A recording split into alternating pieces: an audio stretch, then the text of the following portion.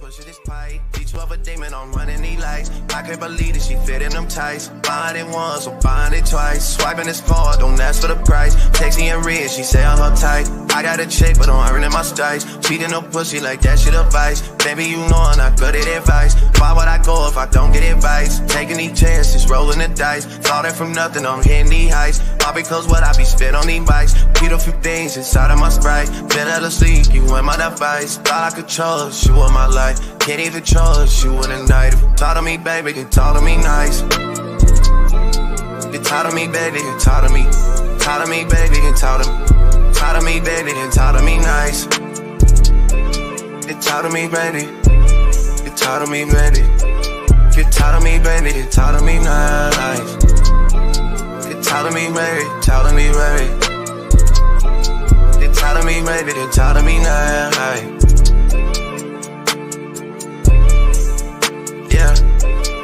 Talk to me, baby, then come where I stay. Be in the dolls, we back in LA. Making this money and stay out the way. Take me, you text me, saying okay. Taking this shit out day by day. Nobody dunk it, I'm shooting a J. Backing up all the things that you say. You on your knees for me, yeah. Funny because I know you don't pray. Said that you down, it's up for the bait. Said I'm on one, so you making me wait. Baby, you know that's that shit that I hate. Pull up on you, I'm in a C8. Holding my own, I'm making shit shake. Shit on my shoulders, I'm lifting this weight. I wanna come on, I grip on your cake. Loading, I'm down, I do what it takes. Bitch on that nigga, I'm not my mistakes. I'm in the cut and I'm slipping away. Niggas I know, they moving real fake. Funny how love can turn into hate. Funny how love can turn you away. Funny how love can turn you away. Funny how love can turn into hate. Funny how love. Funny how love can turn you away. Funny how love can turn you into Jake. Funny how love. Funny how love can turn you away. Funny how love. They talk to me, baby, they didn't talk to me nice. You talk to me, baby. Talk to me, baby. If you talk to me, baby, then talk to me nice. Talk to me, baby, then talk to me nice. Talk to me, baby. Talk to me, baby. Get talk to me, baby, then talk to me nice. Talk to me, baby. Talk to me, baby. If you talk to me, baby, then talk to me nice. Talk to me, baby. Talk to me, baby. Get talk to me, baby, then talk to me nice. Talk to me. Talk to me.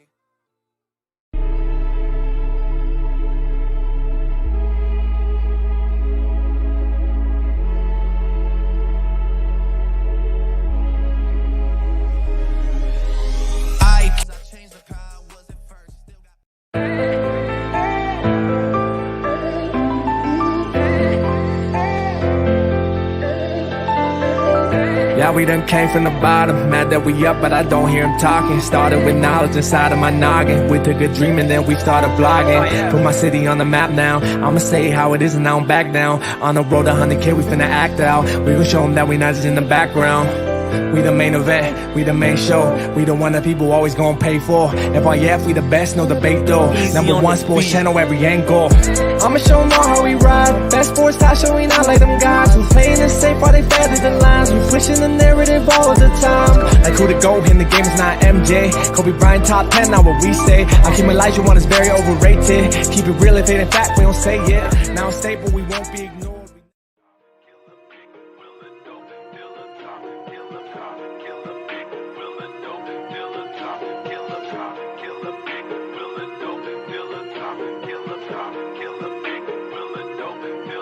It's facts over feelings, you talk about history. Boys, you Scooby-Doo talking in mysteries. You is a puppet, the ticket, that's misery. Said that you bite it, bang, boy, know your history. It's facts over feelings, you talk about history. Boys, you Scooby-Doo talking in mysteries. You is a puppet, the ticket, that's misery. Said that you bite it, bang, boy, know your history. All in your feelings, you gotta be kidding me. Bad for respect, but you only show jealousy. Wanted some status, but you making enemies. Talk about burn workout like you burn calories. Calling up bait, cause he come with the cavalry. Caught another L, rated, took another casualty. Now you on the 2, talking like you had a strategy.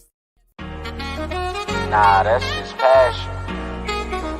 We love the game. You already know what it is.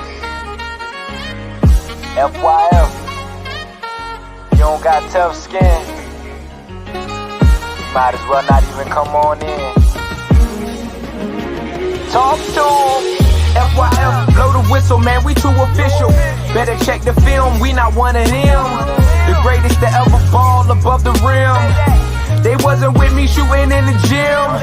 Cut the small conversation, debate on major levels. This the playoffs, baby, bring that pressure, we never settle. Cross and spin, getting it in, I wanna win. That teamwork got us headed to the ship again. Oh, LeBron better than MJ, cut it out. Half these fans in the stands don't know what they talking about.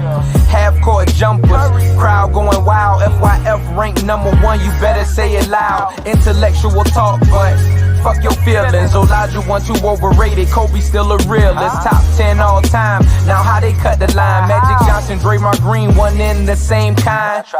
Fuck your feelings, fast break, stop and pull a J. He got how many rings, nothing else to say. With the team, live streaming, play by play. This the dream, full steam on the road to 100K. FYF, blow the whistle, man, we too official. Better check the film, we not one of them. The greatest to ever ball above the rim. They wasn't with me shooting in the gym. Cut the small conversation, debate on major levels. This the playoffs, baby, bring that pressure, we never settle. Cross and spin, getting it in, I wanna win. That teamwork got us headed to the ship again. Started small, then turned into big dogs. They treat me like the GM, I just make the call. No matter who my op is, I'ma stand tall. Then pull up to the game, fresh like I just left the mall. 100K, 100K, 100K, check the score. We gon' bust the shot clock, fans running to the floor. All I hear is go this and go that. Man, your team suck, hang it up like a coat rack. I love the game, I admit it, I can't quit it. Step in front of me, man, your ankles gon' get the business. Been a legend like Moses Malone, way ahead of my time. This the greatest sports show ever, I just had to remind. FYF, FYF, blow the whistle, man, we too official. Better check the film, we not one of them. The greatest to ever ball above the rim. They wasn't with me shooting in the gym. Cut the small conversation, debate on major levels. This the playoffs, baby, bring that pressure, we never settle. Cross and spin, getting it in, I wanna win. That teamwork got us headed to the ship again.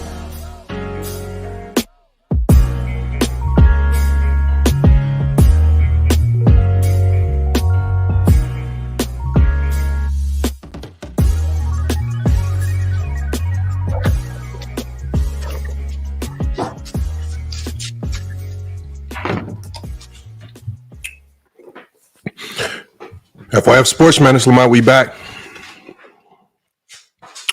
Appreciate you guys pulling up, man. Another podcast episode.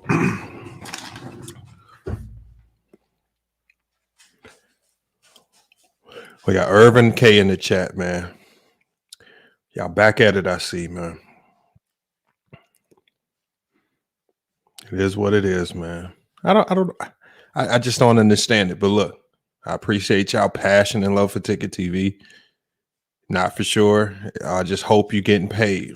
Like I said, if you're going to promote somebody, make sure you're getting paid to promote them. All right? If you're going to promote somebody, make sure you're getting paid to promote them. They pay a lot of money for YouTube marketing. They pay a lot of money for it, y'all. We got Jared Thomas says he's not a bust, Lamont. He just can't shoot. I don't know who you're talking about when you say he. You talking about Kwame Brown or you talking about Scoot Henderson?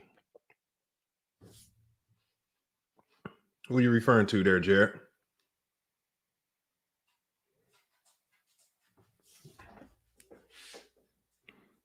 And Jared,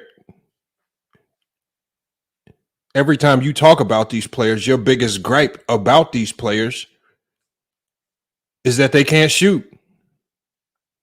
Every time we talk about players, Jared, he can't shoot, Lamont. That's what you say. That's your biggest gripe. Then all of a sudden with Scoot Henderson not being able to shoot is okay. That's fine. That's kind of hypocritical, Jared. You slam so many players for not being able to shoot. And not being able to shoot is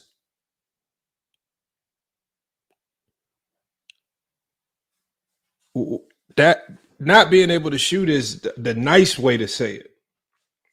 He's shooting 36% from the field, 9% from the three-point line, 2 rebounds, 4 assists, 8 points per game.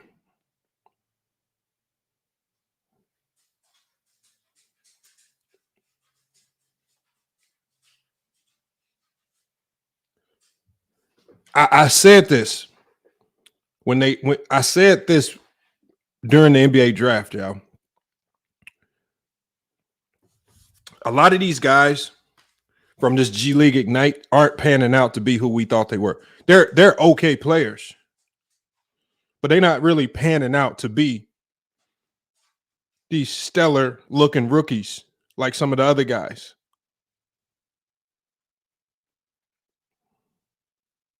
Salute to all things basketball. Yeah. I don't know what's up with Alex M over there. Alex is just an oddball, you know. I don't know what's up with Alex. His hate for LeBron James. But look, if Alex wants to come over to Plenty of Fish today, we will be on Plenty of Fish. We will be on the POF app at 7 p.m. Eastern Standard Time. We will be having a debate contest. You guys saw my community post. Who would fare better if they swapped eras, Jordan or LeBron?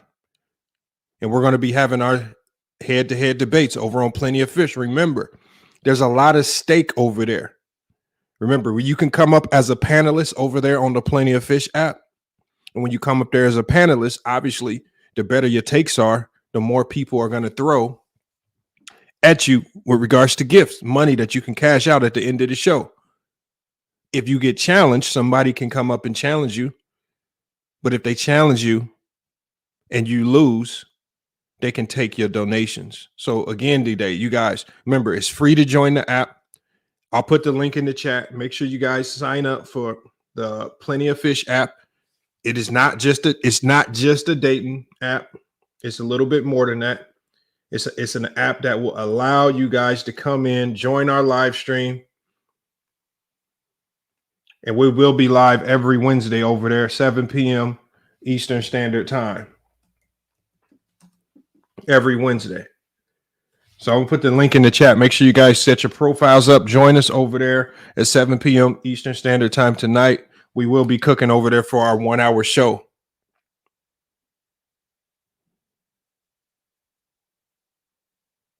And Max, it's no longer a dating app. Remember, the company was bought out.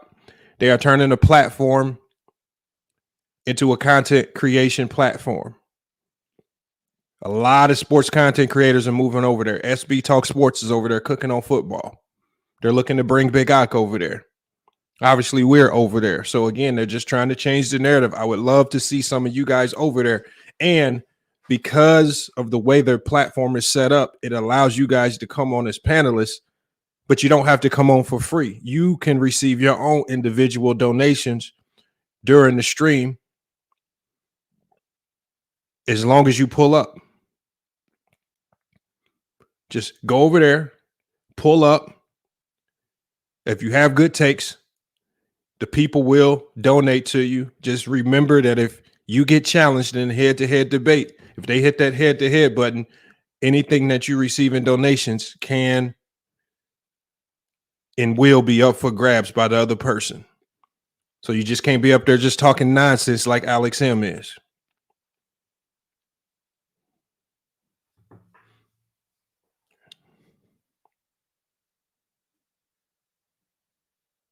So it is what it is. But look, we got to talk about it today, man. I'm one of the few Blazers fans. I was wary of this pick for Scoot Henderson. And as we see all of these other rookies flourish, Jaime Jaquez with the Miami Heat, Chet Holmgren, OKC, Victor Wembanyama is doing pretty good. Both of the Thompson brothers, balling, Houston and Detroit. Everybody seems to be coming along pretty well.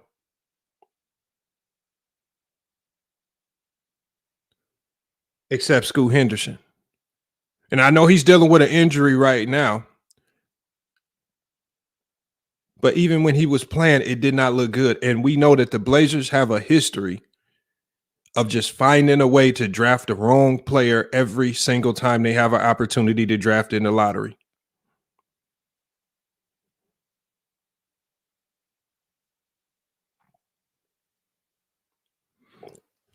And then I think now we need to put under scrutiny this G League Ignite program. This G League Ignite program, I'm just going to be honest with you guys. The NBA created the G League Ignite program under rushed pretenses.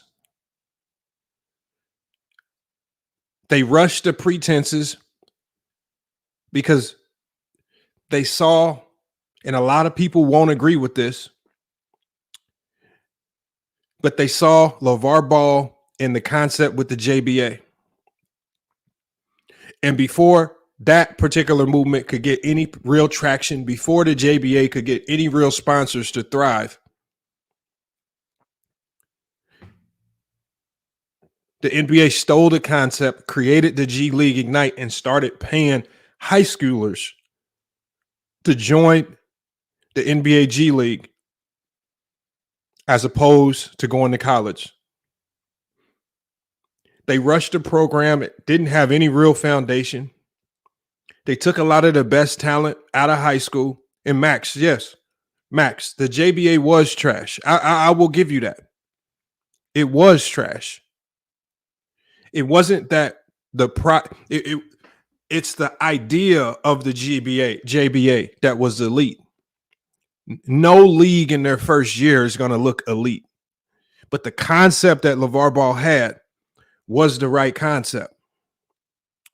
The idea behind what he was trying to do was the right idea. And if the NBA hadn't have stepped in to create the G League Ignite, I almost promise you the JBA would still be thriving because sponsors would have jumped on board to showcase some of this talent. The NBA just had a better infrastructure to run it. Kenny says the JBA was a scam. It was not a scam.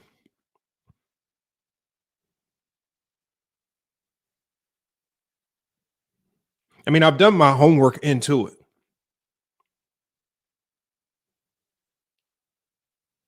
The concept of the JBA is what the NBA stole. Were there issues financially with the JBA? Yes. Were there other issues with the competition? Yes. But the concept of the JBA is what the NBA stole. I mean, what the NBA stole. They stole that concept from LeVar Ball. And because they have the infrastructure to enact it out just a little bit better, they were able to deploy it right into the NBA G League. But none of those players, the Isaiah Todds, none of those players coming out of that G League Ignite team have blossomed into much.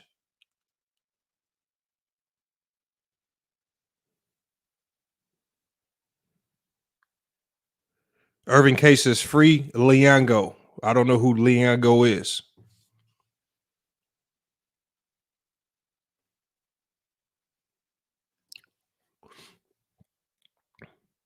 Jalen Green can play. Yeah, he can play. He looks okay.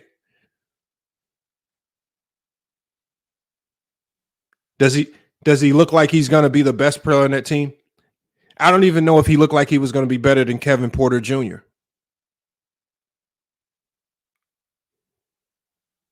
He looks like he's just going to be a solid player. So what's going on is these players are going to the NBA G League. They're not playing very competitive games. They're not playing very organized basketball. They're not getting coached very well.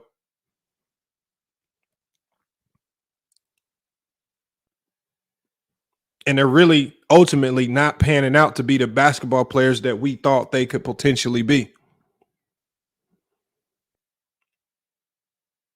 Salute to the locker room in the chat, man. We got Damon Talk Sports. He says, locker room, step off that porch. Not sure what that means either. George says, Lamont, stop putting me in timeout. I haven't put you in timeout, George.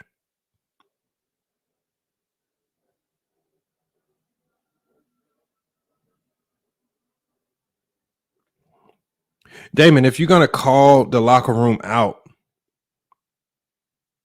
it would only make sense that you actually pull up to the panel yourself and hop in one of these debates.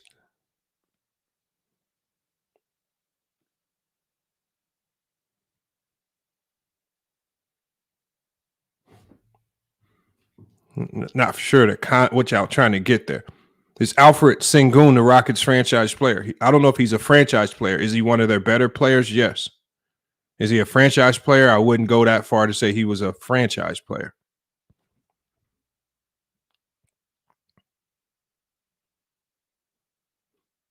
But the Rockets look like they're on their way to do some pretty special things once they add a few pieces. Jared says, is LeVar Ball overrated? I'm not for sure what that means, Jared. What do you mean overrated? How? Salute to the locker. He said, I just got here. I know. Look, I don't know why they have an infatuation with you, the locker room. But for whatever reason, they have a strong infatuation for you. Not sure what you did to some of these guys' locker room.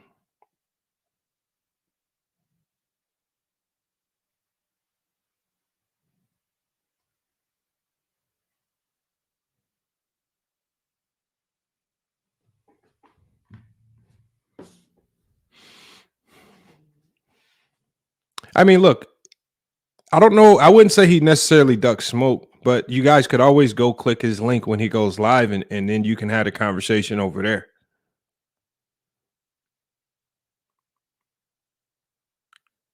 It is what it is. Scoot will be a GOAT next month, Irving K says. All right.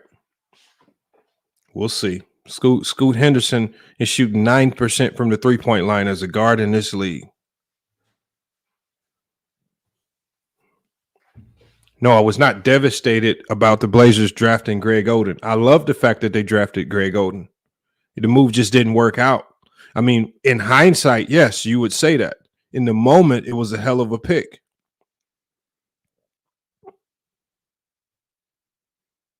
But I think this pick right here with Scoot Henderson was the most obvious one that you don't want to go with. These guys from the G League Ignite have not been panning out. These guys that willingly skip college, it should tell you something about where they are mentally. These guys that skip college, a lot of these guys that skip out on the college experience are generally skipping out on the college experience, one, because of academic reasons. That's why a lot of guys run to the G League Ignite. With the NIL deals that these players could get, you can actually make more money in your NIL deals in college. So why are these guys going to run to the G League Ignite when you can make far more getting an NIL deal in college?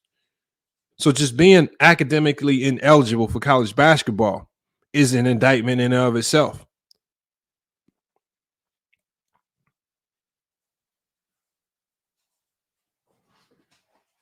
And now Scoot Henderson, who started the season horribly, again, averaging 8 points a game, 36% from the field, 9% from the three-point line. Now he's been sent to the G League. Lottery pick, not even 15 games into his NBA career, already sent to the G League. This is wild.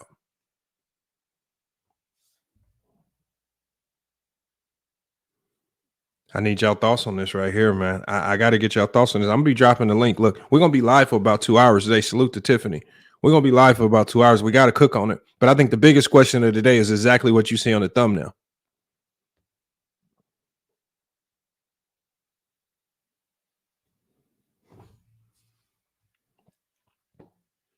Gorilla Smoke says, let's ask Dreamers Pro. What are you going to ask Dreamers Pro? Look, I think the biggest question of the day is Scoot Henderson going to be the next Kwame Brown?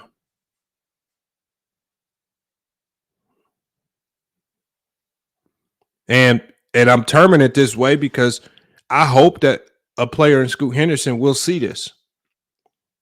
I hope that he will see this and find some type of motivation to fight to get this stain off his jacket.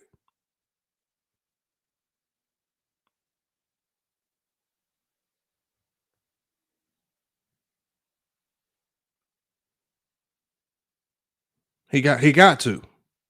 This is what he's gonna be.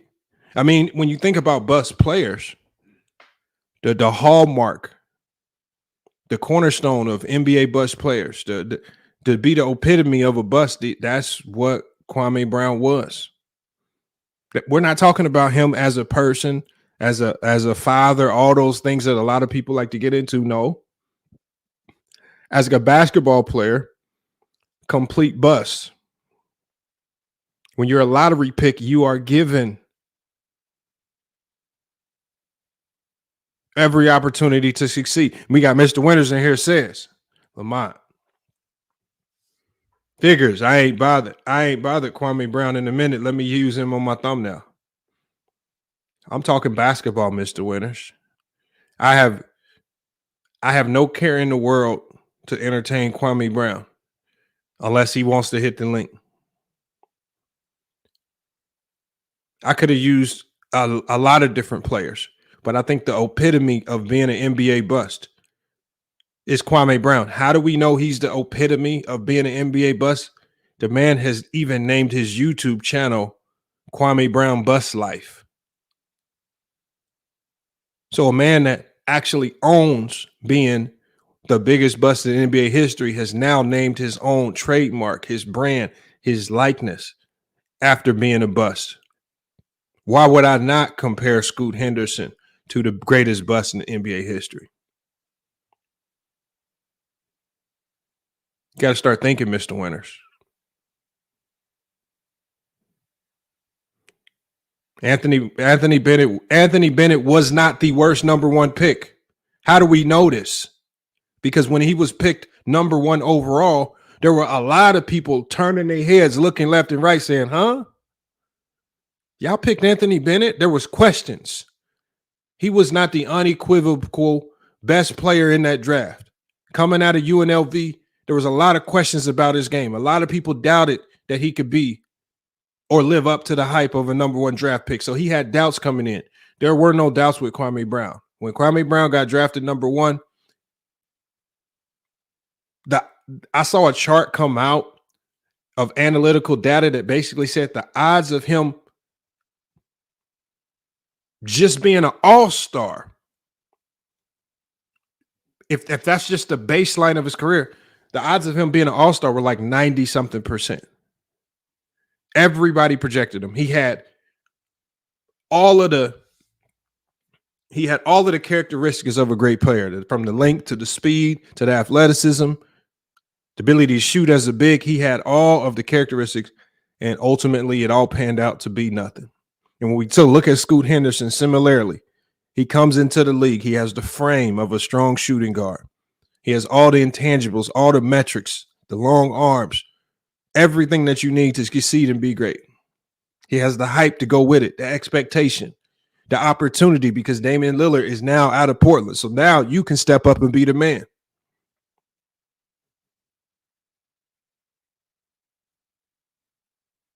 And he's not stepping up to that role, nor do I think he will step up to that role.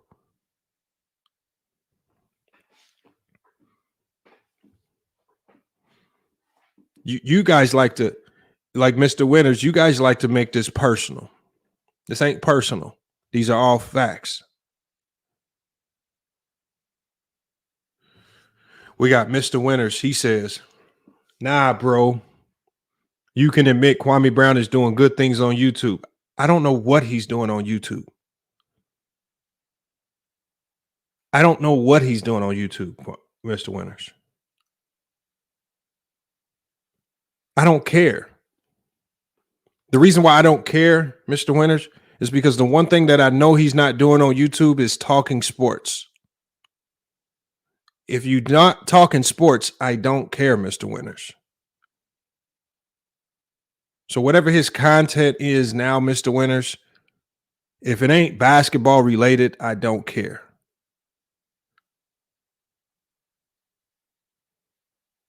And what he's doing on YouTube has nothing to do with his NBA career.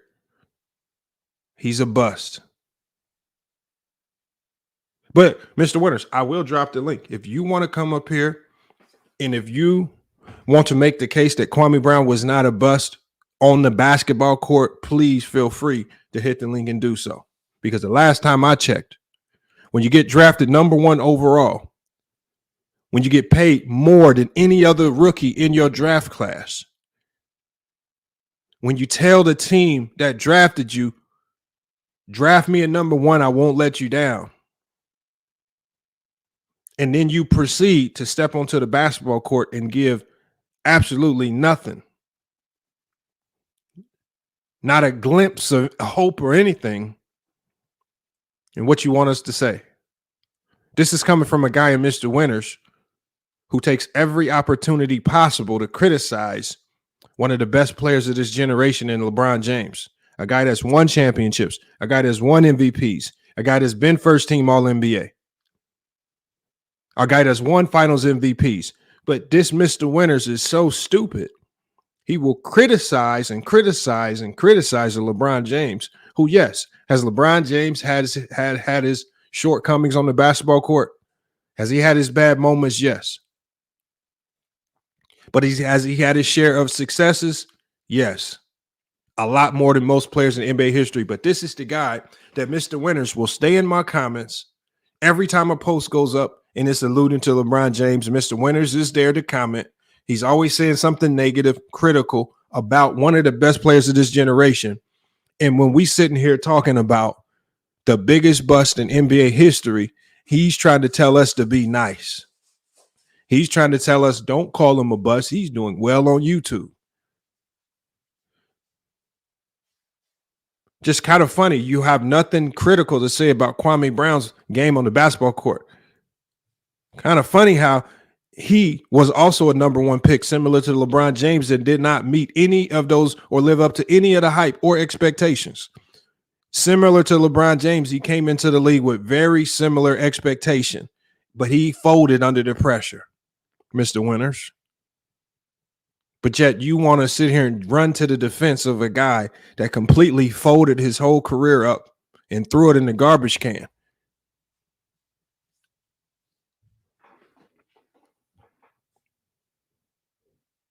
So, Mr. Winters, I would love for you to come up here and explain that logic.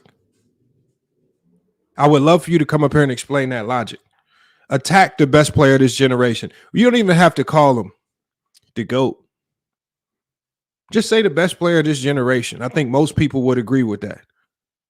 I mean, literally. But you have not one bad thing to say about a man in Kwame Brown who gave you absolutely zero things positive to say about him on the basketball court. He got new life when he went to the Lakers. He was playing with one of your GOATs, Mr. Winters. He played with Kobe Bryant and still couldn't rejuvenate his career. Kobe Bryant tried everything to put a spark into that man and get some ounce of talent out of him. And it got so bad that Kobe even damn near demanded a trade out of LA. And then when they finally traded him, what did they say about your hero, Mr. Winters, your hero in Kwame Brown?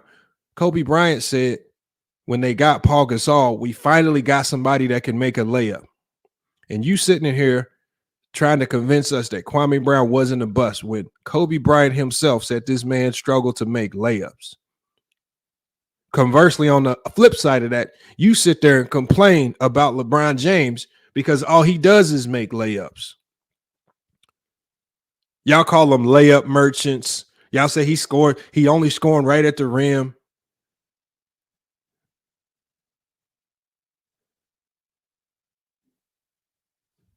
I don't know. I'm really starting to think y'all really lack a lot of common sense. But I can drop the link. Drop the link, and I'm gonna allow y'all to come up here and cook, man. Scoot Henderson, if you listen to this, man, you need to get off that trajectory ASAP.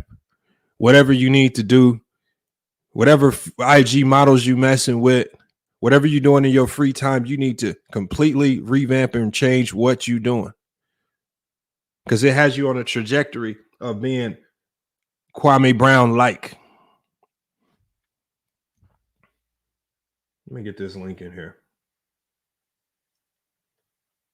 So we got to get y'all in here to cook on this. And then as soon as this live stream is over, you guys, we're going to be going live on Plenty of Fish. I'm going to be dropping that link in the chat. Remember, we're going to be going live on Plenty of Fish on the app. We're going to be debating who would be better if you swapped their eras, Jordan or LeBron. If you put LeBron in the 90s, or if you put Jordan in 2003 and let him play through two different eras of basketball, who would have the better career? That's what we're going to be talking about over there. We're going to be doing a debate. And the beautiful thing, again, you guys, if you join Plenty of Fish, when you join the panel, you have the opportunity to make your own donations that you can cash out as soon as the stream is over. There's no wait time. You don't have to set up no special account. You don't have to set up none of that. You just join the app. You come over there and we cook, same as we do over here, man. I'm going to be dropping the link for you guys to join the Plenty of Fish app. And we'll be going live over there as soon as we're done here. 7 p.m. Eastern Standard Time every Wednesday. I'll be putting that link in the chat.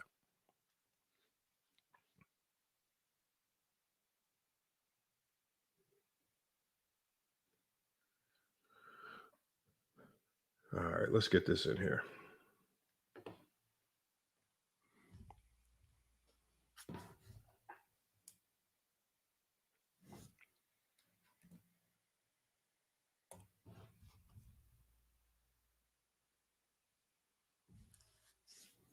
Link is in the chat, man. I know people like Jared said they want to come and cook on this.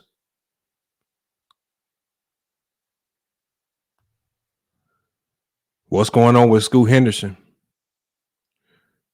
No, Dre, I say he was a bust. I said he's on a trajectory to be Kwame Brown like. If he continues down this road, that he will be. I'm trying to get him to change course and get on that same road with Victor Wembanyama and Chet Holmgren and the Thompson brothers. That's the road he needs to be on. Whatever he's doing now, something's sidetracking him. You don't come into the league shooting 9% from the three-point line, even if you're not an elite three-point shooter. You don't come into the league shooting 36% from the field on a Portland Trailblazer team that has absolutely nobody on the court to score. He should be a lot better than that. I don't care if Portland Trailblazers have the worst developmental staff in the NBA. He should not be that bad. His own individual talent as is, without even being touched by NBA by NBA coaches, should be good enough to come into this league, shoot 45% from the field, at least give you 15 points per game. No, I don't expect a ton of winning, but statistically, I expect you to be out there, going out there, at least producing to a certain degree, and not looking like you just want to be a perennial role player for the rest of your career. LeBron, I have a quick question. Is there anything Scoot can do to get out of this Kwame Brown trajectory? And if so, what can he do? It is the thing is, he just needs to just wake up. What it's like, the thing is, when I see a guy playing this bad, I believe it has to be off the court stuff that's distracting him. And I think he picked up a lot of those bad habits from the G League Ignite. Right? I think that's where he picked up a majority of his bad habits. Obviously, being on that G League Ignite team, you didn't have a ton of responsibility. You didn't have a lot of checks and balances, right? Like you had a coaching staff and compliance departments checking on you, making sure you stand on the up and up. You didn't have many responsibilities. You just getting your check. You just going in the gym, playing basketball. And then even when you play basketball with that G League Ignite team, it don't even have to be very structured or organized basketball. You just going out there hooping. Lamont, you told me about that last year. You told me that at times the G League is not. It doesn't have a lot of the G League already. The G League already in and of itself is horrible basketball. The G League Ignite is just a branch of that. Poor coaching, just bringing in a ton of players, paying them. but you're not really put no expectation. They have no expectation to win anything, right? They're not even trying to push to win no MVPs, nothing in the G League. At least when you're in college, like sometimes these college guys aren't super invested during the regular season. But when you get to that NCAA tournament, something just clicks. It makes everybody's competitive spirit just jump. And then we start seeing the best of these guys. I have one more question, Lamont, and then I'll let everybody else go, and then I'll hop out and listen in the background. Why is it that the NBA G League, which is obviously affiliated with the NBA, why is their, I guess, player developmental system so poor, I guess? Well, I think like I explained before, I believe that this G League Ignites team was a rushed concept because they didn't want their concept stolen by somebody else that saw the what it could potentially be. And I think the first person that actually saw that was LeVar Ball. Now, did he have the money or the infrastructure to run the JBA properly to start? No league in his first year looks perfect, but he had the concept and idea perfectly. The NBA, because they have billions and billions of dollars, were able to steal that concept and then deploy it immediately with better infrastructure just to absorb the revenue that they can gain from that, just to get those talented players in the NBA system. And so it's similar to how the NBA wants to do nothing with the Big Three league. So they don't want anything to do with the Big Three. The only time the NBA wants to be involved with it is when they can steal the concept. I wouldn't be surprised if very soon here we see an NBA 3-on-3 league. Yeah. But now if they run that idea, it'll be very clear that they're still in the Big Three's concept. They were able to steal LeVar Ball's JBA concept because it was such a small branch of basketball that not a lot of people, unless you were a basketball head, were aware of. But let me get to Sturdy though. Sturdy is in here, man. Sturdy, what's good, man? What you got on this, man? What's good, everybody? What's good, Lamont? So basically, here's what I'm saying, right? I don't think any player, regardless how bad they play in their rookie season, can be labeled bust after one season. Period. Because it just takes, to me, in my opinion, it takes at least 2 to 3 years to dictate whether or not players NBA ready that's been drafted to the NBA. And that's on both spectrums. You can have a trash rookie year like Anthony Bennett, or you have a great rookie year like Michael Carter-Williams. Both those guys are busts because the preceding years after that, they haven't shown any major development or to be able to contribute towards winning or any team that's trying to beat playoffs. So, simply put, for Scoot, you just got to give him time, Lamont. And I'm not going to say the G League's completely hopeless because, number one, there's many decent players that came from the G League, either got drafted or had to redirect their career from the G League to come up. To name a few, you got Jalen Green, Danny Green, Pascal Siakam, Rudy Gobert, Chris Middleton. All these guys came. No, they came out of the G League. They didn't come out of the G League Ignite program. They went to That's college. two different things. Jalen Green did. Jalen Green did. But even when you look at Jalen Green, when you look at the hype coming out of prep school with Jalen Green, and then he goes to the G League Ignite and he goes to the NBA, what we see is what I see out of Jalen Green is the same player that came out of prep school. A superior athlete that's able to get to the rim and score in bunches. Outside of that, I have not seen any significant improvements in his game. He is the same exact player. And I think that all stems to me from the poor development that the NBA G League Ignite does. When you look at really good prospects like Isaiah Tye coming out of high school, this guy was projected to be a top 10 lottery pick. He goes and joins the G League Ignite, and now we've never heard of him again. That's the problem. This is my problem with the G League Ignite. It does a very poor job of developing these players, but it does a really good job of snatching these players and putting them up under the NBA landscape. Well, let me say this, Lamont. Jalen Green, this is his third year. He's 21.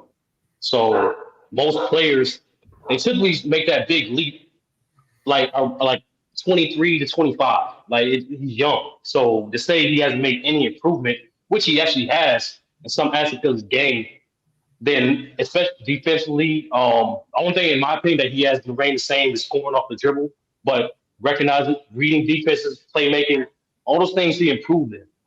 And I'm simply saying, Lamont, I do agree with you this. Regardless of prospect, I don't think whatever route you take to get to the league is not going to affect your talent.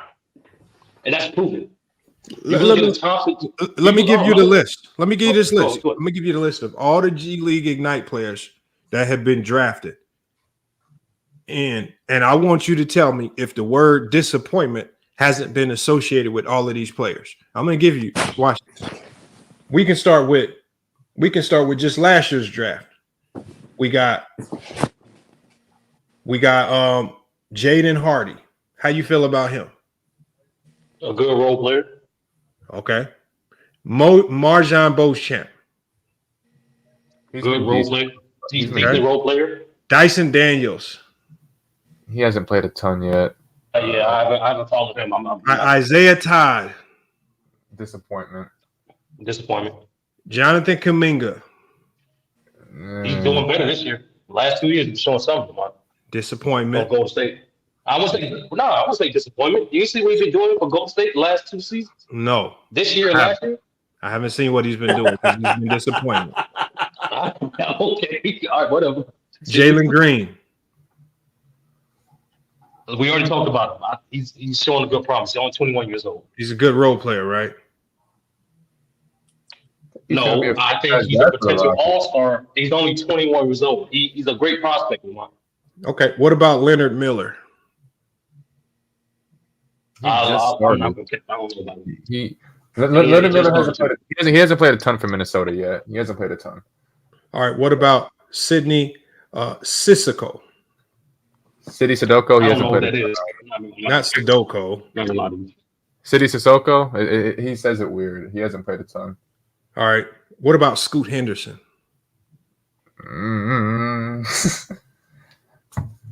I think so far he's been playing like shit, but like I said, Lamont, I'm keeping consistent. You got to give the man time before you label him. And to answer your question, the video, Lamont, I don't think he'll be, even if he's on the same trajectory as Kwame Brown, I don't think that the way the league is today, especially as a guard, if you're playing this bad, you're not going to last a decade in the league. It's different for like Kwame. Kwame, even though he wasn't as good as expected to be, he was still 7 feet tall. So teams still try to give him a chance. With Scoot, he's not going to get it. Like at best, if he's this trash, he's going to get another chance maybe for a different team, and that's it. He's not going to last 10 years playing at this level. I don't know. Hey Lamont, real quick. What up, Lee? Because you had mentioned the G League, and you gave a list of all the players who haven't lived up to expectations so far. If you ran the G League, what would you do? Or it's not the G League. I don't consider the G League and the G League Ignite the same thing. The G League Ignite is something completely separate. They play different games. They don't play the same games as the regular G League team. They play different competitions, so it's just different. So that's why I don't compare the two. I've always believed that the G League, it actually has been a good tool to develop your draft picks. That's separate from the G League Ignite. The G League Ignite, to me, has done an extremely poor job of developing these players that decide to forego college and go straight there. The guys that come in seem like they are, for whatever reason, they don't mature. That year with the G League Ignite, you don't see any. I think the biggest similarity between all the players is that you don't see the maturity growth in none of the guys, especially with their games. Their games don't mature. You would think it would mature playing against probably higher level of competition because you're going up against more pros, but we don't see their games mature. They literally look like the same players that we saw before they got there. You can't tell me one G League Ignite player that got better because they were joining the G League Ignite. You can't tell me one. That's Lamont, to be fair, Lamont, like to buy extra context, the G League Ignite program didn't start until 2020. So I'm not expecting a program to be flourishing after only 3 seasons. You know what I'm saying? So like, I expect it to be flourishing if it's getting ran by the NBA, a $1 billion company with all of the resources to make it flourish. This is not LeVar Ball and the JBA with limited resources. This is the NBA.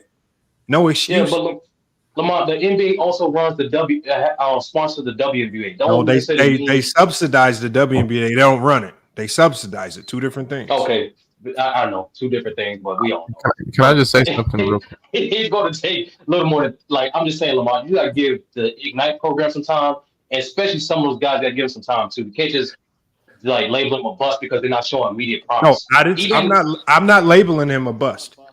He's on that track. I said he's on trajectory. Remember, we gave all types of trajectories. We gave Victor Wembanyama. We gave him his trajectory. We give a lot of guys trajectory predictions. Scoot Henderson has started his career off Kwame Brown like that. I think that's not arguable right there. Is looking very Kwame Brown like. Well, yeah, Lamar, you're right. I mean, G League, it's obviously is better than the G League Unite. What would you change about G League Unite? It's a Scoot Henderson thing. Well, see, the thing is, you can't change much because they're a pro team, because those guys are getting paid.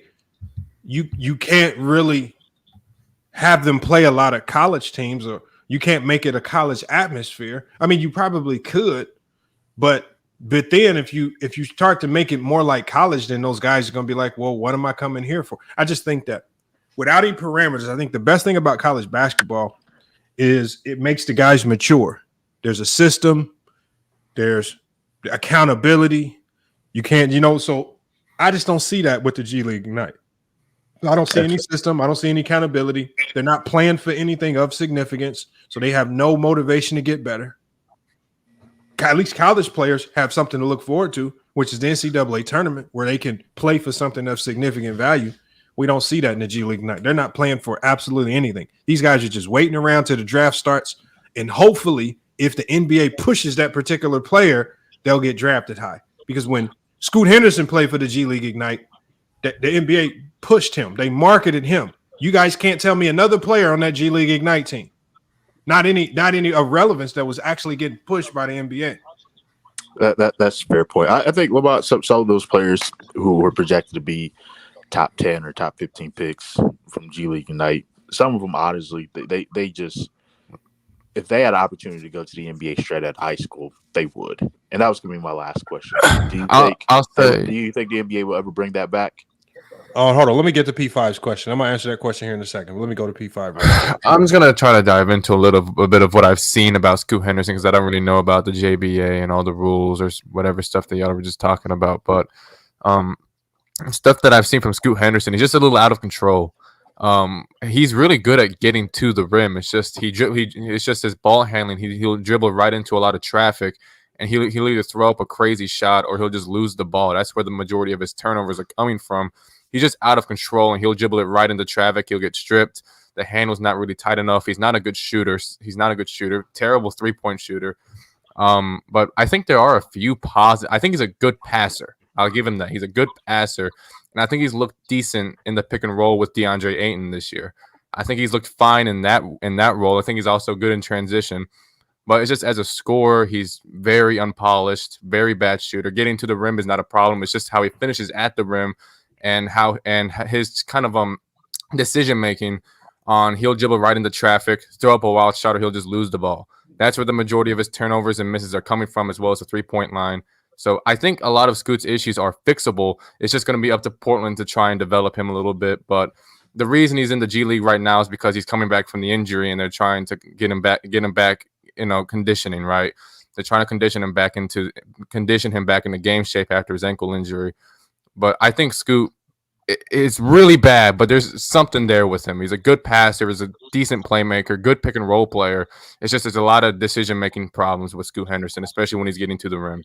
I think that's his main problem. It's just his decision-making and his ball handling a little bit as well, and his shooting. But I expect the shooting to at least get better than 9% as the season goes along. I don't think he's that bad of a shooter, but it's definitely a bad start. But there's something there with him still, I think. But it's just it's just looking really bad right now. I'm not gonna lie. Let me go to True real quick. True, man, how you feel Hey, about salute it? everybody. Salute everybody, man. Too. What up, Lamont? Yeah, I feel. Listen, you hit it right on the money. I do. I'm gonna push back on they still young, so they got time, right? But for the most part, when it comes to development of G League, it's unacceptable because I've seen high school programs develop better basketball players than the G League Ignite. Sorry to say, but I mean, listen, I mean, why are these guys? Cause listen, we've seen high school players right come out of, I mean, in the past, come to NBA and be more ready than these G League Ignite guys. So it's like it's insane. Like even when we get it, I mean, listen, they stole the idea from LeVar Ball. We all know that. But how you gonna take somebody's idea with limited resources and you got all the resources in the world and these guys are struggling? Like it just makes no sense. It's like because listen, OTE, the Thompson twins, overtime league just started. They started their thing like what a couple years ago. Mm-hmm. So they're a Yeah. newer thing than Ignite, and they got two guys. That's Asar Thompson, one of the best rookies in the. He's a beast, and a man he's a guard. Well, he playing behind Green. I mean, for real. I mean, Green can if Mon Thompson gets more playing time, he gets developed. That Ignite guy Green can get replaced by the dude. I mean, so it listen. I mean, it's unacceptable by Ignite development, in my opinion. It's unacceptable. You have the resources. You if and at this point, if I'm a player, I'm a prospect come out of high school. Why should I take the Ignite over? I can get paid millions of dollars in NIL in college, or I can go overseas. Because let's be honest, like I mean, you get develop more overseas because it's got other American, maybe veterans. It's like it doesn't make any sense. Ignite is not showing at this point right now. Ignite is not showing anything. It's not a good choice out of the other choices you can have. Mm-hmm. I'd rather play an OTE over. If I'm a basketball player, if I'm a highest prospect, I'd rather play for OTE. I'd rather play overseas. I'd rather, you know what I mean, or go to college. Maybe 2 years. I'd rather go. Rather right now, if I'm a highest prospect, I'd rather be in college for 2 years than be in the Ignite team. Hey, you know what? Yeah, It's the so G crazy. League just hasn't. But because I want to get to Let's the be locker room, and real. I'm gonna go to you next, KSB, and I got Minor to pull up. But just while we got a few of you guys here, let me go ahead and pop this up on the screen, man. And y'all need to give me y'all quick thoughts on the new rankings, man. I haven't heard from y'all since the rankings came out. Do the rankings episode. Damn, Ace 30 is number one. I have First of all, to that check that it. list, I have Real to quick, check Lee, it. yes, real quickly, Lamont, I'll tell you, that real list quick, is. I Hold was on. say, Lee, You want me to, and I'm going to read to you the breakdown from ChatGPT on the decision for all this. Come on, man. Lamont, that list is atrocious. Come on. I'm not number one. Come on, man. Let's go. Let me hold on. Let me go to Sturdy since we got Sturdy here. Sturdy, how do you feel about the new rankings, man? Do you feel it's fair? Do you feel there's any changes that need to be made? What are your thoughts, man?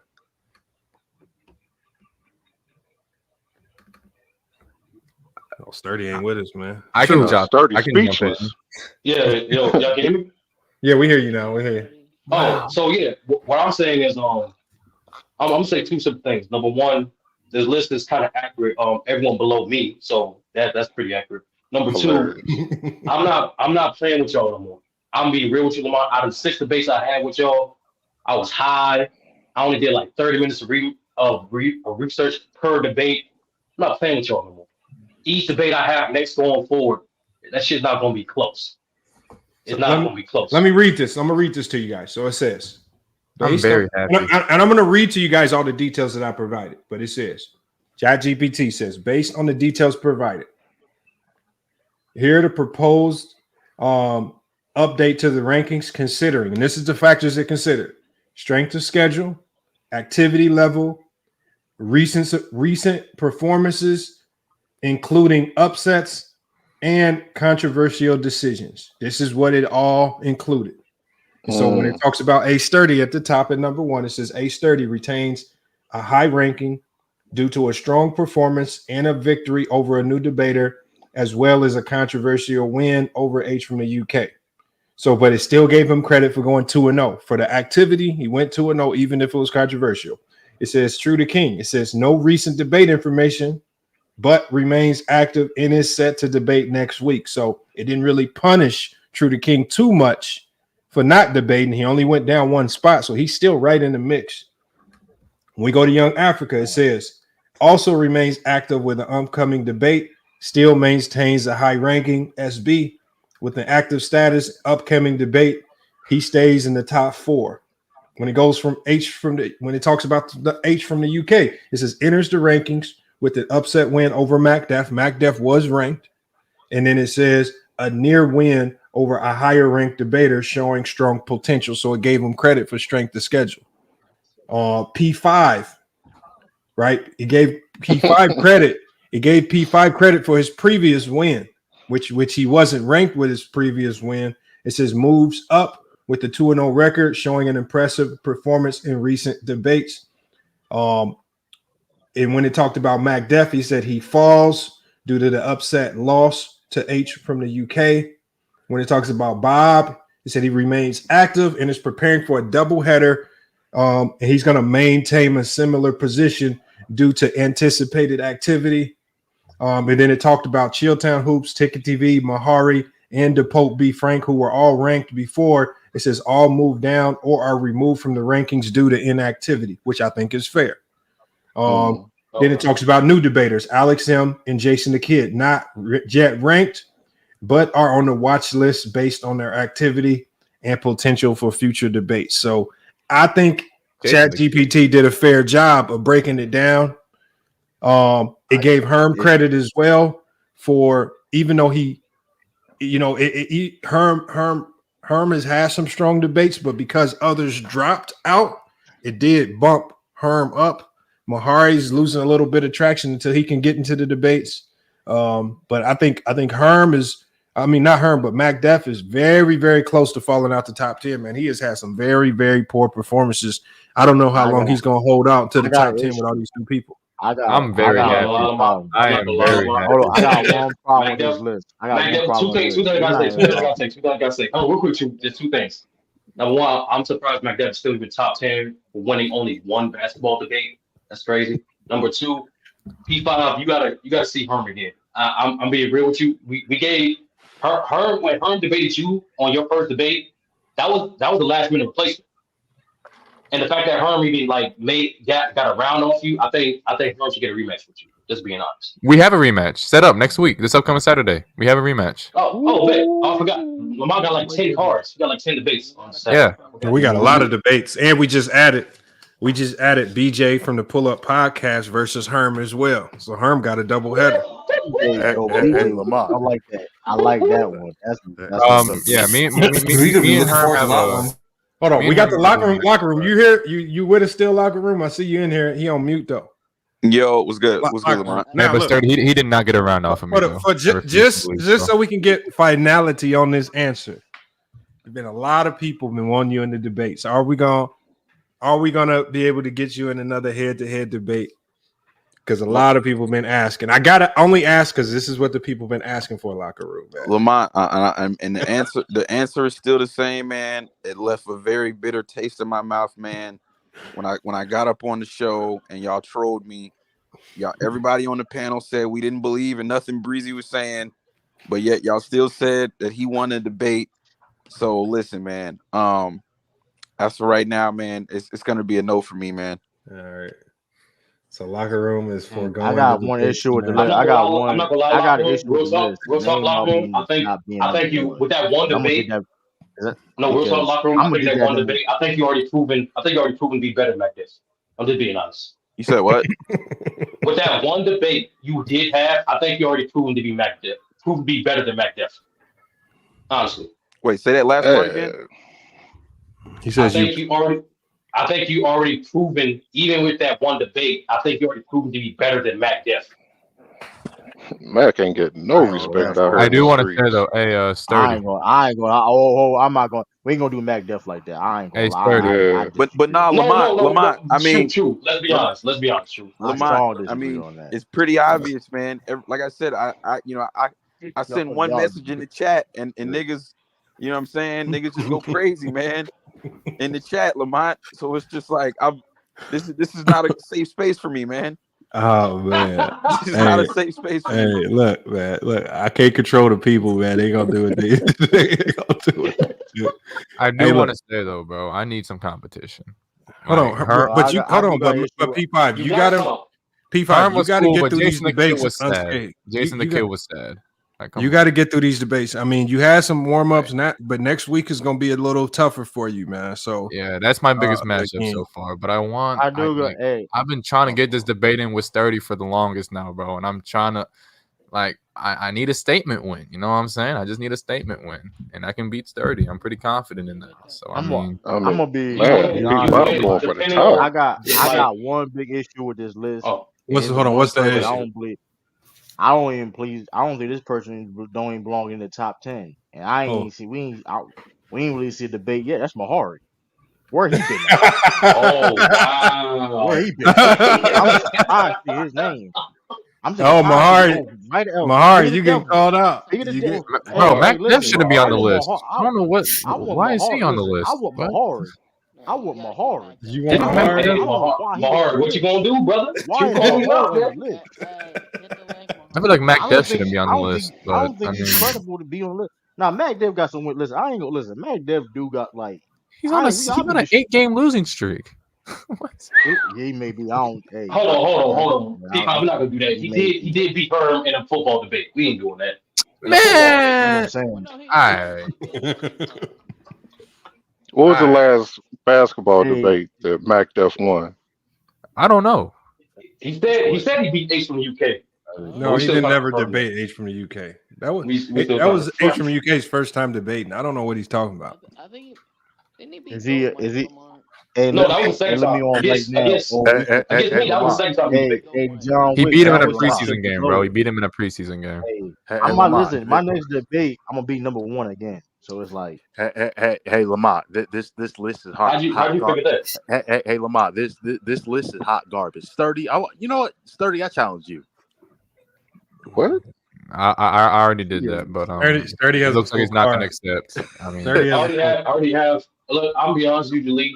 After, and this for everybody. Because I'm not after. I'm not gonna just win and then just take breaks and hiatus and shit. Listen, bro. After I make this shit definitive with HBUK, and after I get Ox the fuck up out of here on the same day, it's open season for anybody. Like, if you a Mexican, African, and once I beat Herm, I'll be first. African, any man can get it. That chat is cat, by the way. That chat is cat. That chat is cat. Hey, Sturdy, it's me.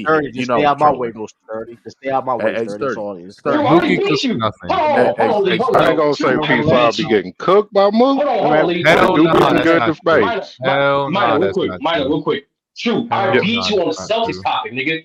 Get your weight up. Hey, listen, I'm gonna tell you what right where it belongs. Below me. Mookie does not cook me.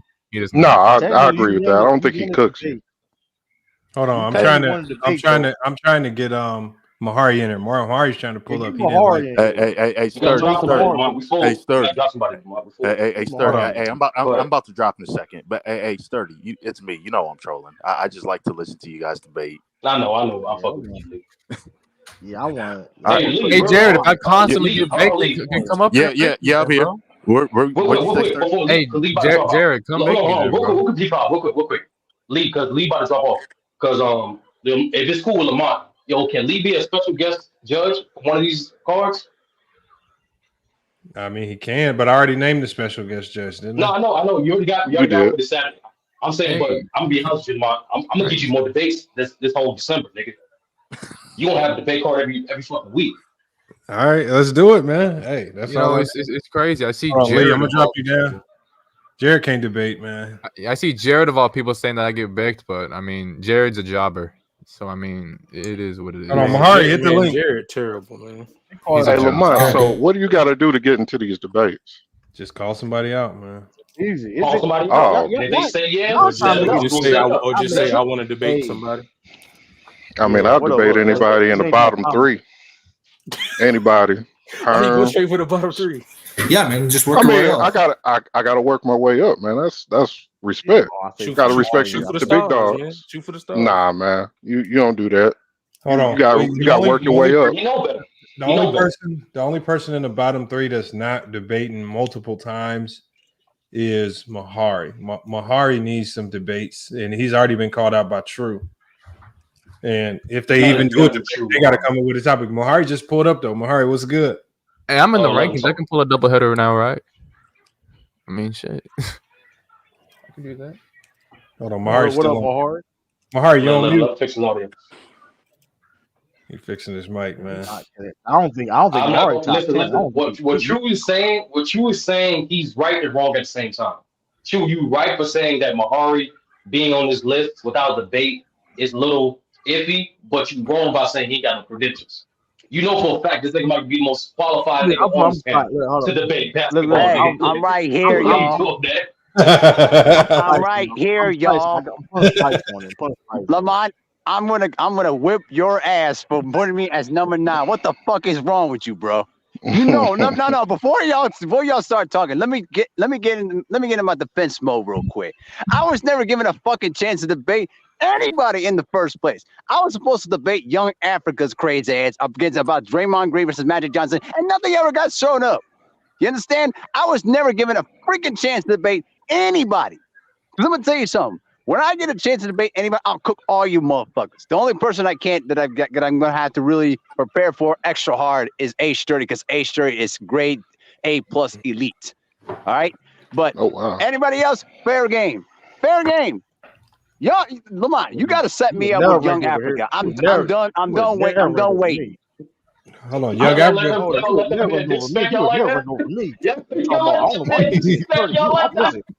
I want Young Africa, bro. I want Young Africa for real. No, hold on. Young Africa has a full card next week.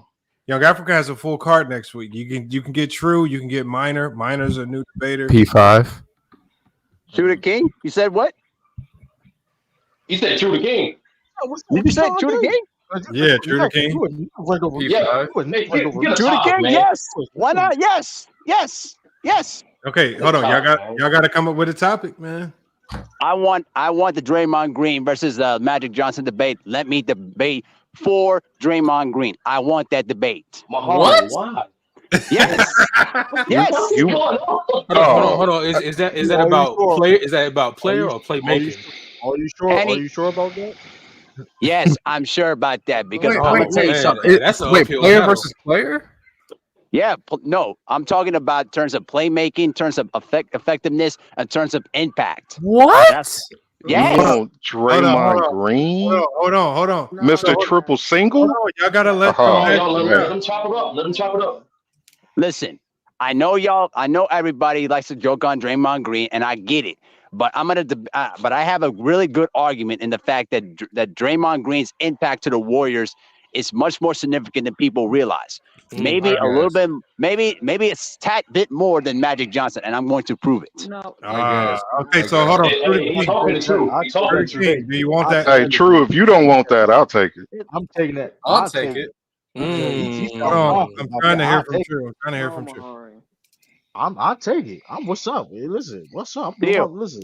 Right, so hold on. Are y'all gonna hold on? So Mahari, you know the debates are gonna start Saturday at 7 Eastern Standard Time. Is that fine?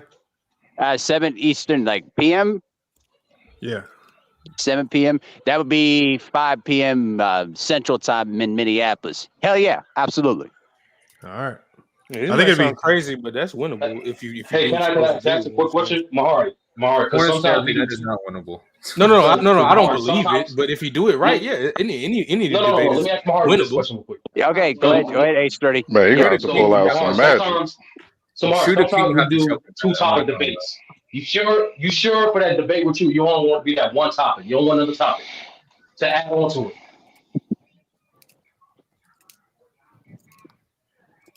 Any topic you want. True, you got any topics, mate? Yeah. Not really top of my head. Well, I got one right here. I got one right here. We can also do different sports too. I can give you this. Let's go with, at the top of my head, Patrick Mahomes versus Joe Montana. Let's do that. If you know football. I got if you know better football, one. if you know football, if Yeah, you I know got football, better What's the good one? I got Okay, better okay. one. Let's do Rob Gronkowski versus Travis Kelce. I got Rob Gronkowski. Ooh, good one, bro. I like that. I like that. I Let's like do that. I like Let's that. do that. Yeah. Let's do that. Hold on. Y'all not doing the Magic? No, they No, doing we both. are. They doing both. No, They remember doing. you. Yeah. One round each. Oh, did that work? So Lamont, how does this format work? Do you just try to do one topic, or can I we don't do know. like three? I just want y'all to just choose one topic and debate it out. Keep it simple. I don't want to do. We just do them. We already got a too many debates on the card. I'm not trying to have. All right. Let's. That's a tough fucking. Yeah, that's a tough Magic Johnson versus fucking deal. Draymond Green. Let me debate for Draymond Green. Let me take that. That's a crazy ass deal. Bro, Hold on. I know. Let me ask you, Lamont. Let me ask you a question. Lamont. What would be a greater upset? Mahari beating True on this topic, or Mac Def being after on their topic? What would be a greater upset? Probably Mac Def beating after. What's their topic? That's cool. Their topic is who's the better defender, Hakeem Olajuwon or Dennis Rodman? Oh Jesus! No, hold on. It's only because it's Mac Def. That's all. That's what it is, though, dog. You got to start winning, bro. I ain't gonna lie, though. Mac Def be coming. He be coming. As long as he don't rap, as long as he don't rap in this last. He don't be prepared. He be doing some silly stuff. Mac Def be fumbling. Mac Def just doesn't know ball. I mean, that's. Maybe you just can't talk ball. Hey Lamont, I gotta get back to work though, bro. But you got my number, bro. So do you want to do the debate this Saturday or next week? What's your plan? Saturday? Is this Saturday? And for you, it's gonna be 6 Central Standard Time, not 5. 6. Okay, 6. All right, yeah, I'll be there. I'll be there this Saturday then. No problem. All right, man. So we got you locked in. Yep. And then are we doing it on YouTube or are we doing it on that dating app thing? It's gonna be on YouTube. It's gonna be over here. Perfect. I'm just asking because you're doing that dating podcast thing. So I'm just got to be sure. So that's all. But I'll be there this Saturday, 6 p.m. Central Time. Yeah, I'm gonna be there, and we're gonna have some fun. So, and I'll be well prepared. So, Judah King, get ready, brother. It's gonna be a good one, man. Hey, listen, it's gonna be a good one. Absolutely. And don't worry. Hey, the true return. The true return. You'll be listen, man. It's gonna be good, bro. It's gonna be good. As long as you ain't debating 4 niggas in one night again, bro. Yeah, I ain't doing that again. Nah. This is just one-on-one. That's it. All right, Lamont, man. I'll see you this Saturday for the debate. All right. All right, Mahari. So we got Mahari finally in there. So at least we don't have to worry about, unless he loses, he's not gonna have to worry about dropping. Young Africa was dunking. Young Africa was dunking him. So I'll take it. You know what I mean? You know how I do. Hey, I gotta say the day. Hey, I gotta say the day sometimes, Lamont. You know what I mean? It's true. Just make sure. Just because you got Magic, you still got to do your homework, man. I'm doing my research right now, Lamont. Because he can outclass you if you mess up, man. Listen, he can outclass you. I know what Mahari does, man. I'm not sleeping on Mahari. Mahari is it's the reason why Young Africa was ducking him. It's the reason why Young Africa was ducking him. I'm listening, so I. Hey, all right. Well, I actually like the new rankings. I thought they did a fair job of bumping guys out that's not active. Now UK being number 5, UK being number 5 is kind of crazy. I do. That's in my list. I'm just telling you, I didn't do it but you can't lie though. I mean, if you be honest about it, H from the UK, just based on how he did in the other 2 debates, he's definitely better than her. He's the worst number 5 ranked ever been on the rankings ever. Like he's like the worst ever to be number 5. Bro, I don't think he did that great of a job. I just think Sturdy didn't bring his A game that one debate. But man, y'all must be tripping. I ain't gonna lie, Sturdy low key. You got to stop trolling him. But I mean, like me personally, I feel like I could be H from the UK in a debate. Sturdy did horrible. Oh, time out. No, I got smoke for you, Lamont. I agree that wasn't the best. I ain't see you right there. What I do? Now you trying to push this narrative and this bull. Sturdy did not have a controversial win. He won that outright. What are you talking about? 3-0. Bro. Listening to. And you got your Lamont, I ain't gonna say minions, okay, to agree with that bull crap. Hold on, brother Amari Juma. Before I even said my comments, people in the chat was already saying it was a robbery. It was before I even gave my take. We can't be responsible for the idiots in the chat, okay? You know, you didn't make it better either, though. But you didn't make it better. I ain't gonna say idiots in the chat. I'm just joking with I didn't think Sturdy won it. It was 3-0. Sturdy did not win that debate, bro.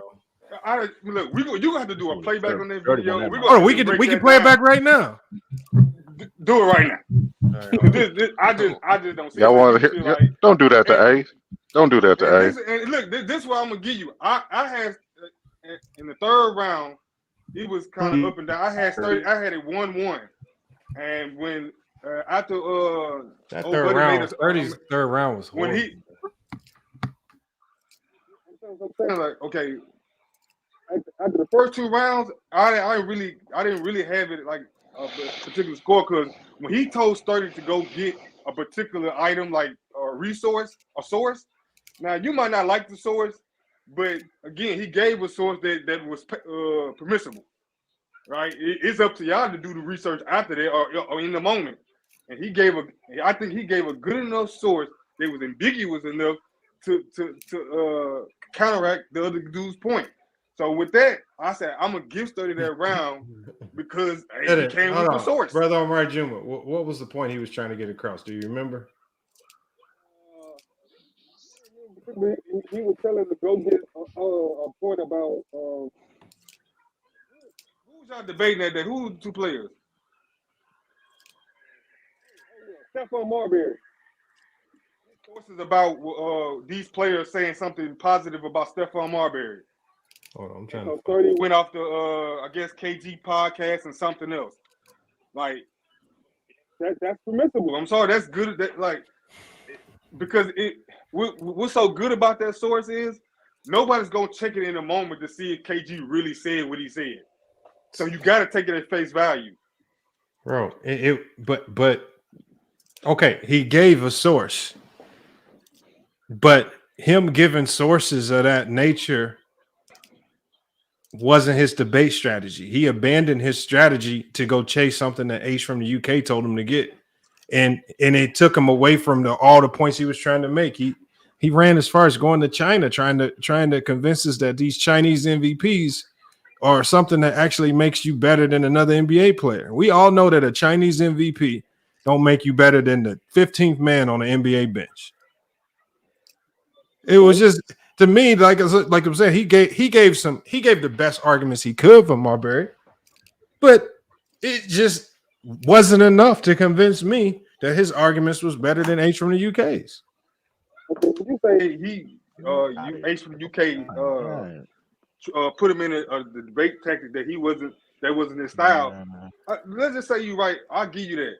But he had to do that once he challenged Sturdy about that source, he had to produce something. Because I believe if he left that unanswered, it would have been no question about it. Sturdy, at least in the moment, he came up with something quick and fast and gave everybody peace of mind to say whether it was true or not. At that point, it don't matter. He gave something. Again, it was permissible because if he left that unanswered, that would have been third round. Would have been, you already said he won, so he lost third round.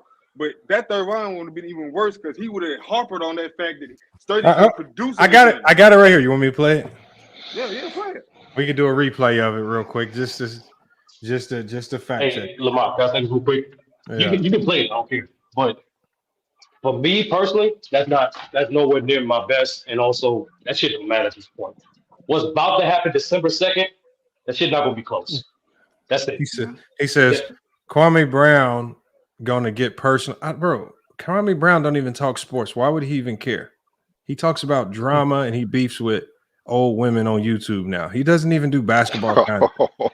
Bro, like why y'all keep I don't care. Like if he mentions me on his live, the only thing he's gonna do is get more people over here clicking on my video trying to figure out what the hell I said. Like, again, all I said was he's a bust. Just like his channel name. What do you want me to do? Y'all act like I'm not Tommy Sotomayor and some of these other people that start talking about his dad and his mom. I just said the man's a bust. The man agrees that he's a bust. I don't care. Like, it's just basketball talk. I told him that when he came on the channel here. I said I think he's a bust. He was on the panel. Like, I don't know what y'all want me to change. And Lamar, last thing. To be transparent though, fuck Kwame for a second. You said you the reason why fuck Kwame for a second. You the reason why I'm about to embarrass everybody going forward right now. You the reason why.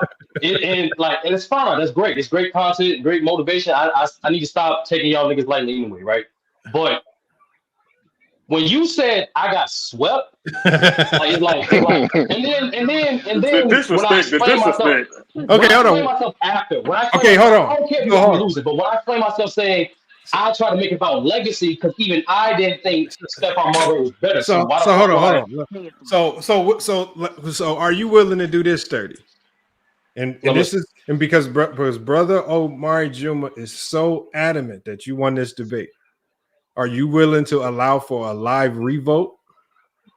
No, No. don't do that. No. Don't do that. Hey, Sturdy, you got the W, dog. You ain't got nothing to prove. You ain't got nothing to prove. You got that W. Lamar, understand this, bro. You done already put the mind. Whether you think he won or you think I got swept, it don't fucking matter what's about to happen next week. It's not gonna fucking matter. Okay, hold on. Can we do a mock? Let's just do a mock revote. It don't count. We'll do a mock. I mean, it's only brother O that was really like adamant about it, you know. Hold up. No, see, you dealing with a bunch of people don't do debates. Like I do debates for real. I do intellectual debates, and I know what to look for in debate. That study did what he needed to do. Look, he counted perfect. Can I play it? Can I play it then? Yeah, let's play it, Lamar. Yeah, please play it. All right, hold on. Separator. I think MacDef could have came a little stronger, but maybe you get another shot at it next week, MacDef, when we do these debates. But for right now, you might have cost yourself a time. Shout out to we're going to go ahead and get versatility, most important career that deserves its place in NBA history. So he was one of the original explosive guys what come into the league, and he had a lot of charisma, versatility, and most importantly, clutch performances. So we showcased his talent through flair, substance, and leaving his mark on the NBA and every team that he graced. So first, we have to remember when he first burst into the scene with the Charlotte Hornets. Started off a bit slow with 5.9 points per game, but as we've seen, as he got into 2000-2001, he built up to 13.8. And then in his third year, he got up to 18.1 points per game. He got up to 2.1 steals, and then he also had 8.5 assists. So we can see just trajectory going through the roof, and he actually made into an all-star.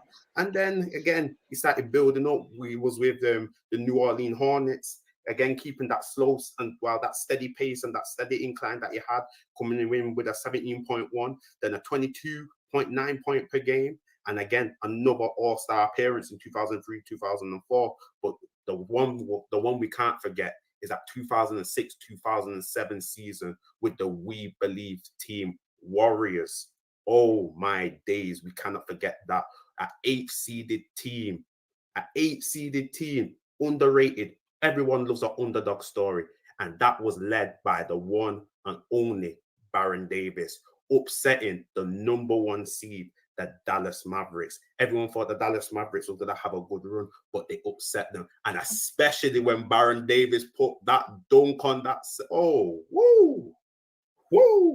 I'll leave it there. So we're just going to go into some of Baron Davis playoff stats as well during that season. Baron Davis in 2006-2007 season, it averaged 25.3 points a game, 2.9 steals a game, 6.5 assists a game.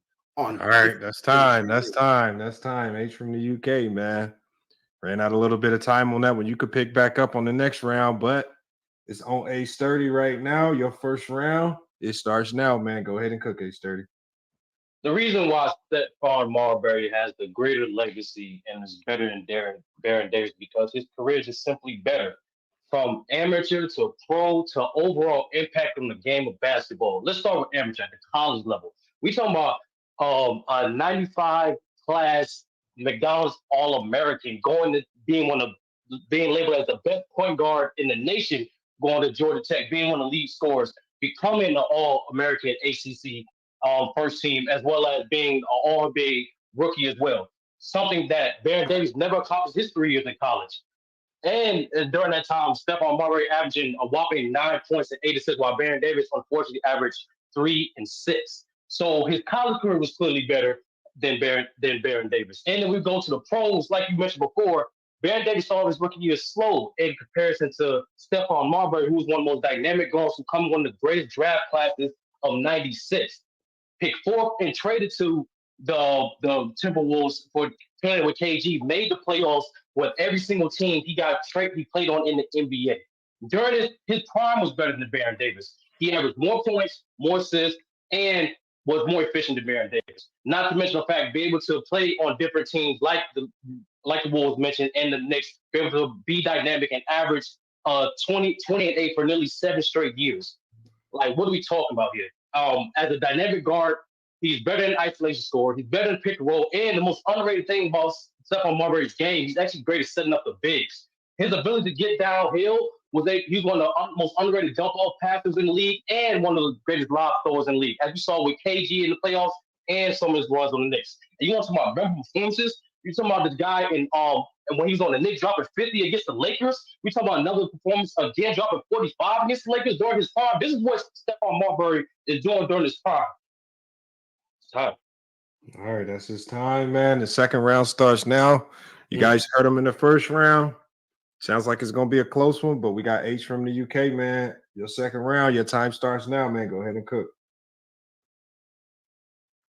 So one thing we got to talk about is this thing called a player. Who's the better player? A part of being a good player is being a good teammate. And I've got to admit, Stephon Marbury was not a good teammate. I'm sorry, guys. I'm just going to read you a quote this is from the Basketball Network. I'm going to read you a quote from this magazine. And it says, ego ruined Garnett and Marbury's relationship, as Marbury couldn't accept Garnett was the team's main star.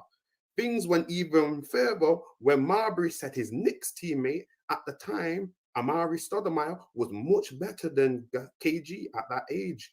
Garnett responded by comparing Marbury to a girl obsessing over him. So we can see there, right there, Stephon Marbury was not a good teammate. And that's a part of being a player. Everywhere there Stephon Marbury went, there was always controversy. There was always drama. There was always a problem. So when at Minnesota, he clashed with KG. Also, he clashed also with Kevin McHale. That's what led to the trade. When he went to the New Jersey, he also clashed with Byron Scott, which led to another trade. And then when he ended up at the New York Knicks, what happened there? That's when the Starbury brand started growing, because he's back in New York, he's back at his home, he's back on his flex, isn't it? But what happened there? He ended up clashing with Isaiah Thomas at that time also. So we can just see that Marbury, everywhere he went, there was drama. We talk about James Harden having drama everywhere we go.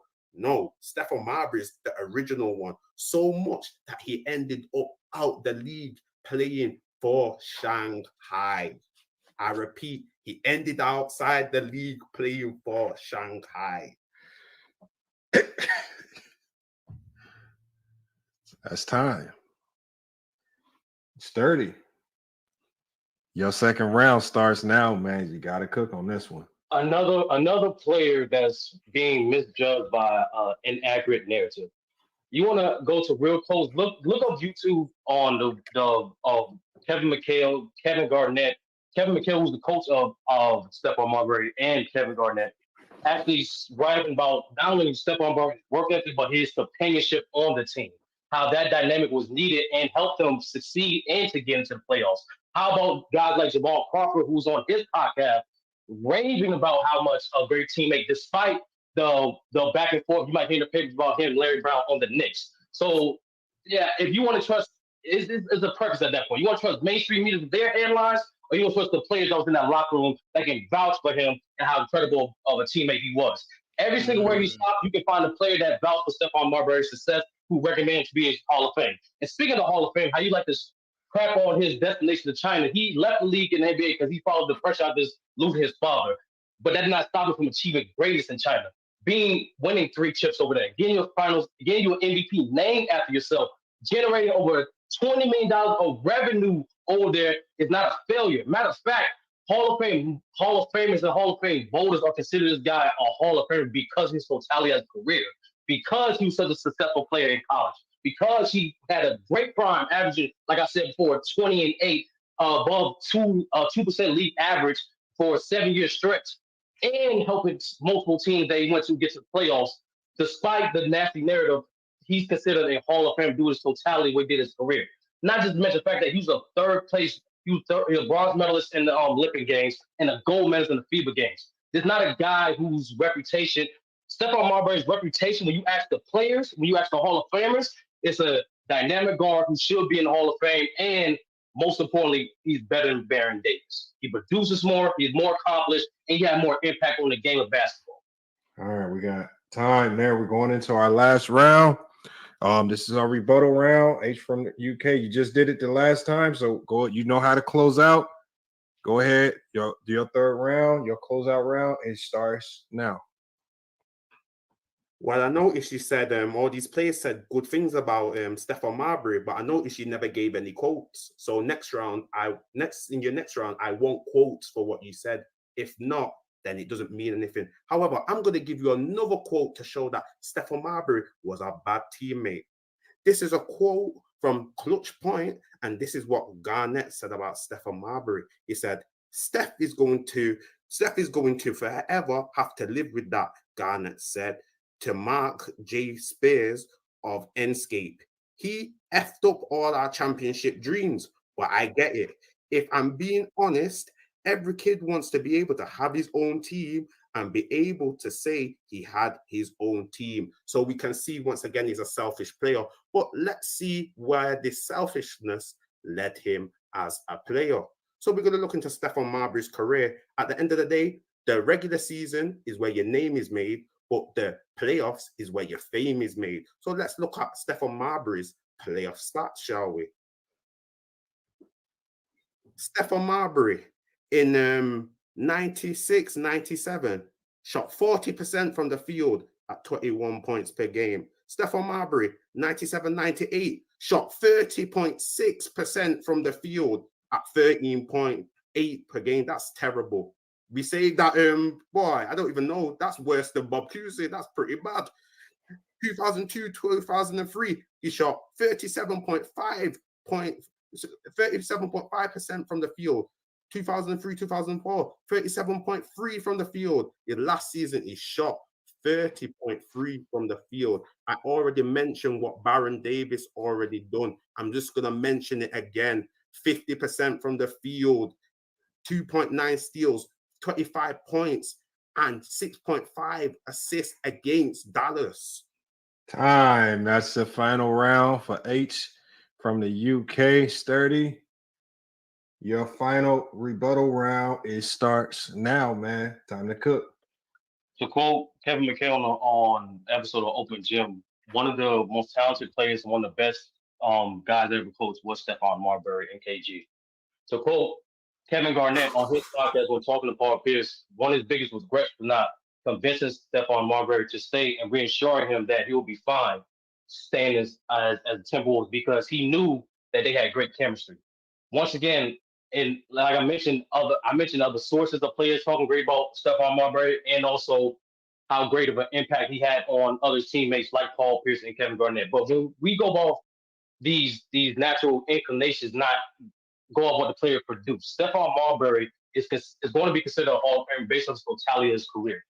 Because of this dude's influence in China, he's considered the third most popular basketball player ever. Because of his influence, his impact in China, he showed another revenue way to guys to create their own shoe brand and get their own deals, not be tethered to certain major deals like a Nike or Adidas. Because of his influence in his whole totality of his career, he was able to show to help showed the greatness of the 2000 eras with that great dynamic class of the 96 class with one of the greatest dynamic guards we've ever seen. Simply put, Stephon Marbury's impact on the game of basketball has always been better than Baron Davis. And when we go to individual players, he's a better scorer than Baron Davis. He's a better playmaker than Baron Davis. Yes, he might have his playoff woes, but he was not on as good as teams as Baron Davis. And when we check for individual players, we go off their resume, we go off their accolades, we go off their contributions to their team. And when you compare the individual contribution to the team versus Baron Davis, it's higher. He has a higher PER for his career, for his prime. He has a higher plus, minus, and board for his career and his prime. So this idea that Baron Davis is better because he has better team success and he's less because he has lesser headlines, no, he's not better than Stephon Marbury. All right, that's time, man. Bro, where the brooms at, man? Oh, yo. No, this is my first time hearing this, bro. Where are the brooms at? Hold on. Where's So the brooms? hold on, look. I'm gonna give you my thoughts on it now. First of all, so hold on. Let me explain what I was hearing then. So smoking that H pack. Probably. I'm sorry. I can't deal with this. Hold on, y'all. Let me. I'm gonna let you go next, brother. I'm all right. Now I'm gonna tell you guys what I heard. So H from the UK presented round after round, where he spent his first round introducing all evidence about his own player, information about the player. Hold on, somebody got an echo. So please mute your background if you got background noise. Oh, is that true? Somebody got it. All right, I think it was true. So he introduced it. I think he did a better job of explaining who was the better player by introducing the stats and then the playoff stats and then also the efficiency stats. So I think he one-upped them there. Then the second round, H from the UK talked about the narratives. The narratives. Obviously, Baron Davis, we know how he was looked at by his teammates, and we know how Stephon Marbury was looked at by his teammates. All right. Everywhere Stephon Marbury went, like H from the UK said, it was always drama. All right. Sturdy tried to counter that logic. But unfortunately, I don't think he introduced enough information to counter the logic. He used two players. But unfortunately, when you have a track record of going from team to team to team, and it always ends in turmoil to the point where you are out the league and playing in China, yeah, there were stories that he left, but there were also stories that the NBA wanted him out the league after he demanded a trade from Minnesota. This is something that Stephon Marbury confirmed himself. So again, he had painted himself in such a bad light that again he forced himself out the league because of his poor character. And then in that last round, I think H from the UK kind of doubled down on his first two rounds. Sturdy then went to reaching for a quote from Kevin McHale, which was completely false. If you know anything about basketball, McHale ripped shreds into Marbury. I don't recall any one particular time where Kevin McHale said anything good about Marbury. He ripped him. He ripped him to shreds. He's the one that started pushing the narrative that he was jealous of Kevin Garnett. It was Kevin McHale that was shitting on him. So for Sturdy to use Kevin McHale and say that McHale was the guy that was, oh, he was such a great player and we needed him. No, McHale was the guy. And this is something anybody can go look up. McHale was the guy that completely killed Marbury and was one of the people that wanted him out the league. So I don't know where he went and got this quote. But to me, and that's something I would have threw a challenge flag so fast on that one, you'd have lost that last round because I would have challenged the shit out of it. So again, the H from the UK didn't challenge it. He let you slide with it. And that's why I say he caught you slipping. He went and made you chase a quote that wasn't even real. And you brought forth a quote that wasn't even a quote from anything. So that's why I say you lost. I mean, look, I like Sturdy. He's the number one guy right now, but I don't think you won that debate. I don't know what information y'all heard. But Sturdy was fighting out the corner the whole time. You was chasing.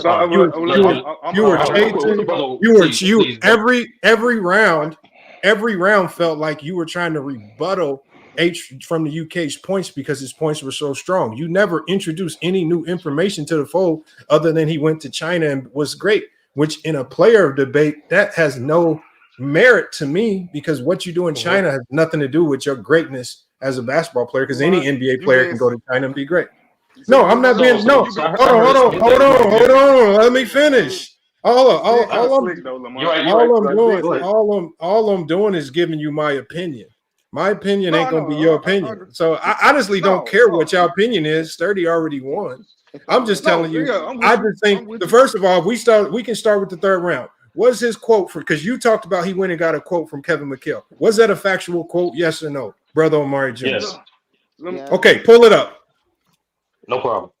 And I'll put it on the screen because I can put on the screen the quotes from Kevin McHale where he completely ripped Marbury to shreds and never said a positive lick about it. Look. Let me get it over with because y'all about to have a back and forth, and I'm gonna get in and get out. No, we not. It's over with.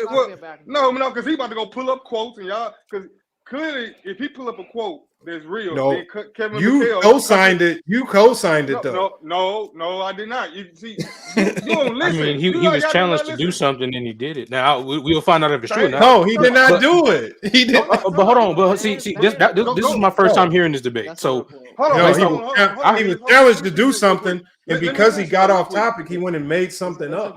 Let me finish it though real quick because I want to make. He got off kilter. Hold on. I said it earlier. I said it was permissible because I wasn't sure if it was fact. Because I know the story with McHale too. Like I'm in Houston, so I know McHale very well as far as being the coach here as well. So I know his disdain from Stephon. But you remember earlier when I got here, I said it's up to the people in real time to fact check it. If they don't, then that's permissible. That's what I said. I didn't say if it was right or wrong. I said it's up to the people to fact check it in real time. That's what I said when I came on. And since nobody did, it was permissible, and that was law. So you got to take it as law because nobody, like you said, nobody challenged it. I don't have to take it as law.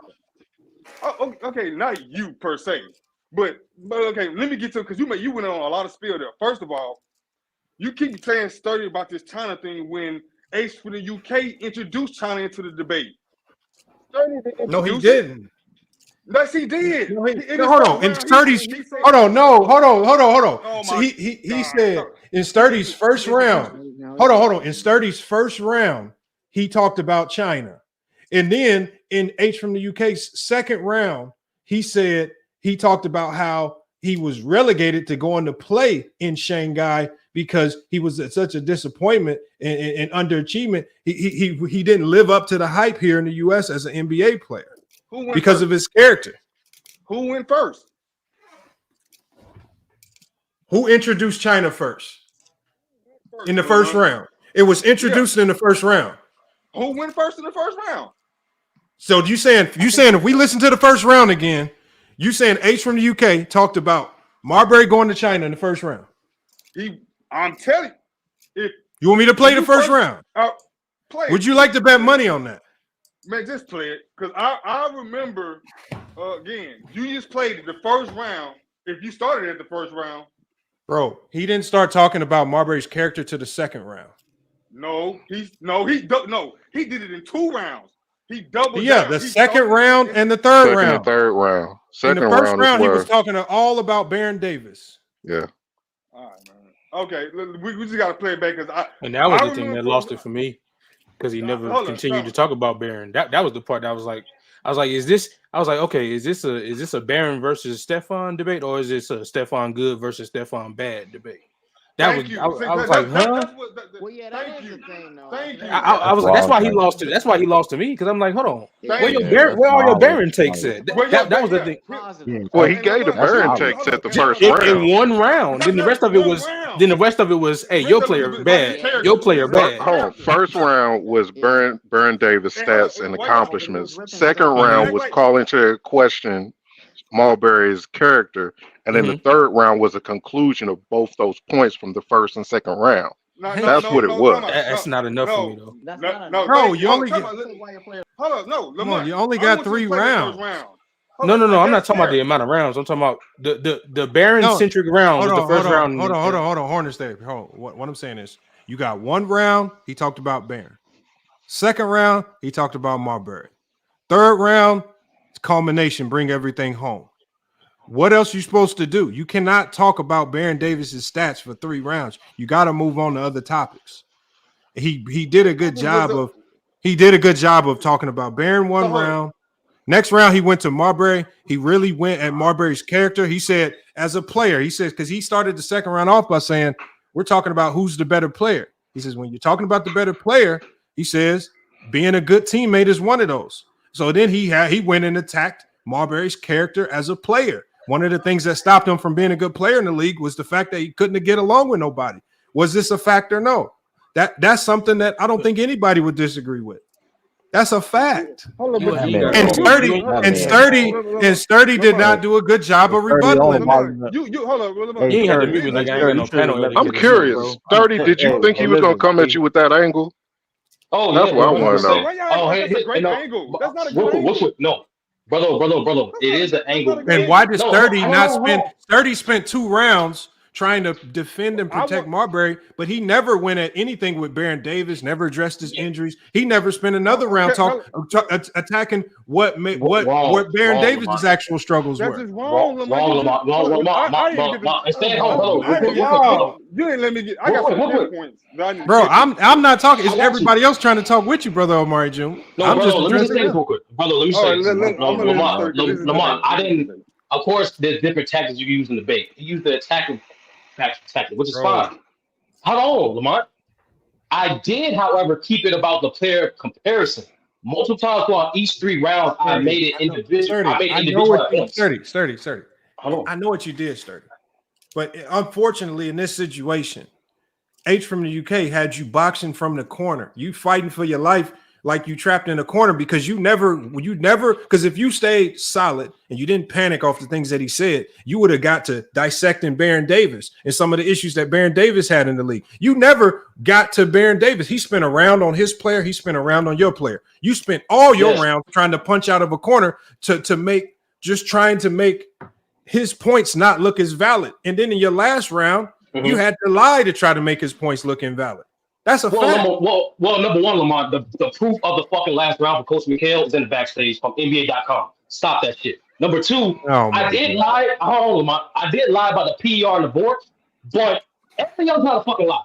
Jamal Crawford's on record speaking good about this guy. Kevin McHale and KG have said those things. I didn't lie. What I did do wrong, Lamont, was just prove his major point, the fact that the reason why he got out the league because of his relationship in the league. That was not true. It was parts of it because if that was the case, Lamont, the Rockets would not have wanted to invite him to 2014. That's my fault for not bringing that shit up. But I did just prove his point by mentioning primary sources. And I did reiterate the fact that you can't judge players by narratives, just by individual players. And then once again, I segue to, pointing out what Stephon Marbury is better at than Baron Davis. So you religiously come on this platform and talk about how you don't like narrative. And you let a narrative try to win a debate? How is it a narrative? How is it a narrative? Because how is it a narrative when he got basically ran out of Phoenix? How is it a narrative when it's a fact that the league? How is it a narrative when the league when the league wanted him out the league for demanding a trade out of Minnesota? That was public information. These are not narratives. These are things that was real. And ultimately, what happened? He ended up finishing his career when he still had prime years left in China. No matter what the story is, where you think he went over there because his dad died or not, the man left the league and went and played in China for the rest of his career and never came back. So let me go back. This is the guy that was averaging 20 points per game in the NBA, and you wonder, why did he have to relegate the rest of his career, his prime years, and go play in China for the rest of his career? That is not narrative.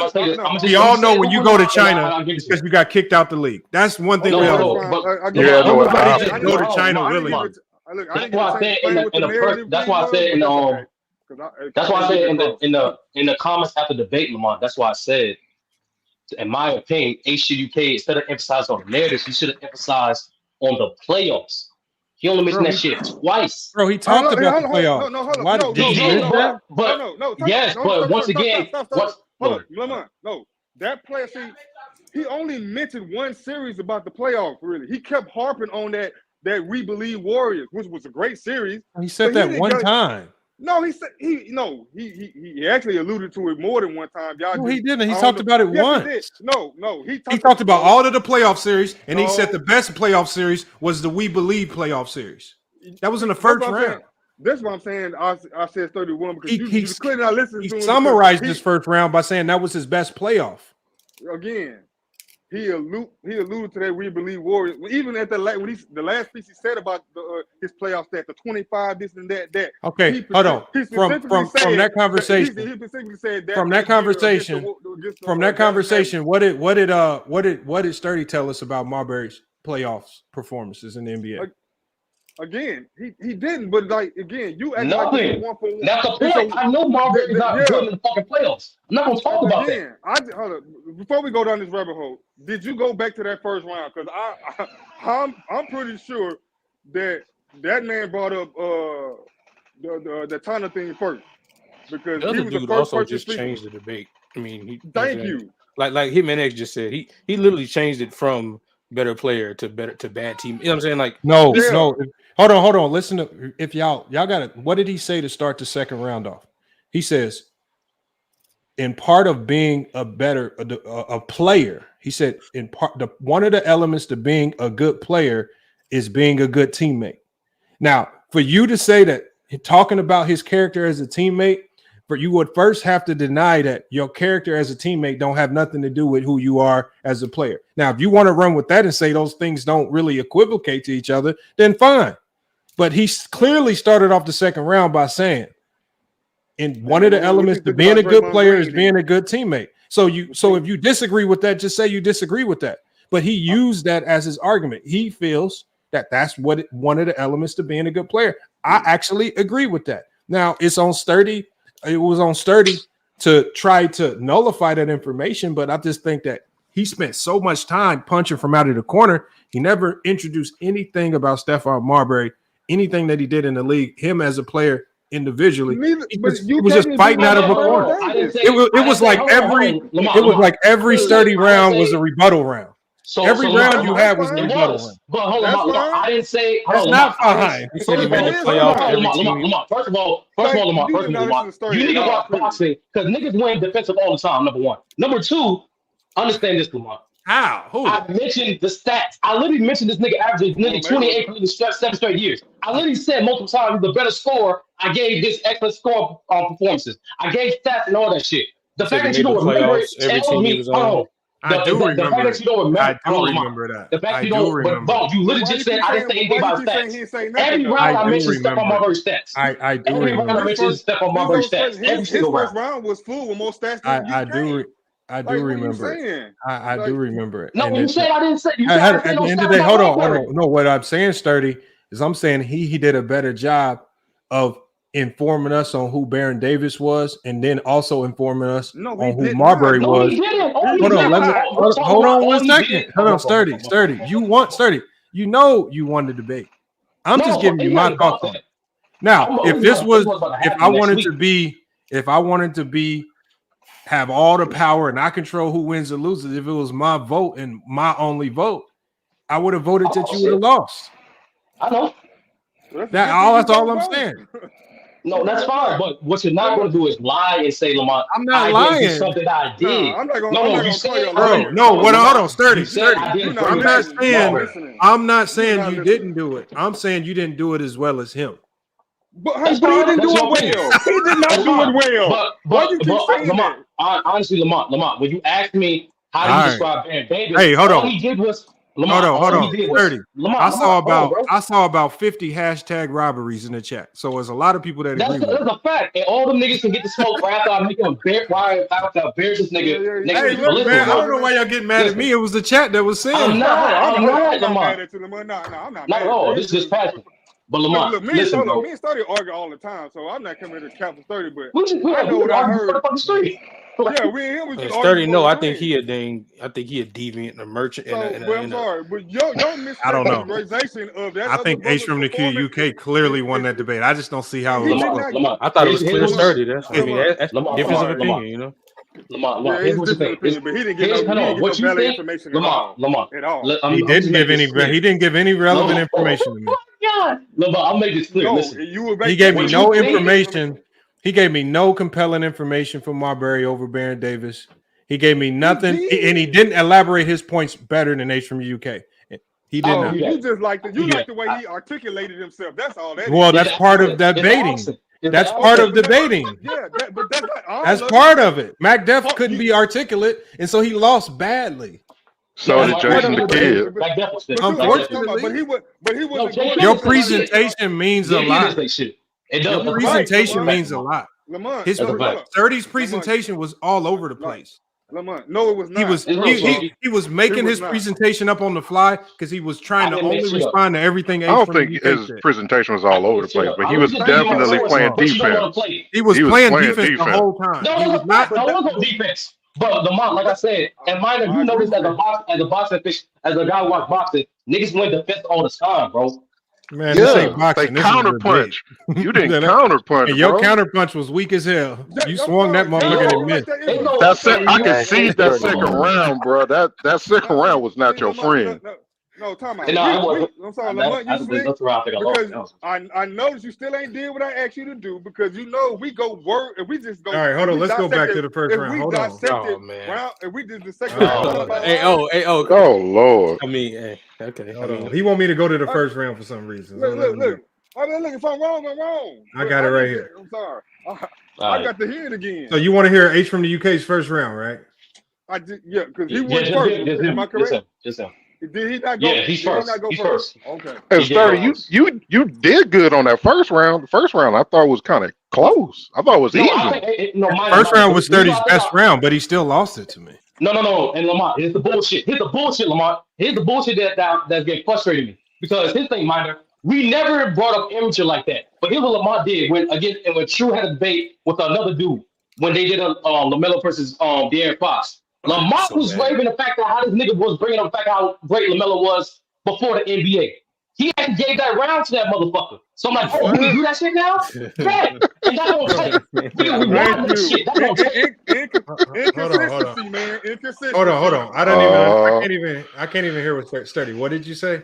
What? Oh, Lamont. Remember that debate. I'm gonna say it slow. Remember that debate between True and I forgot this dude's name, but the debate topic was De'Aaron Fox versus LaMelo Ball.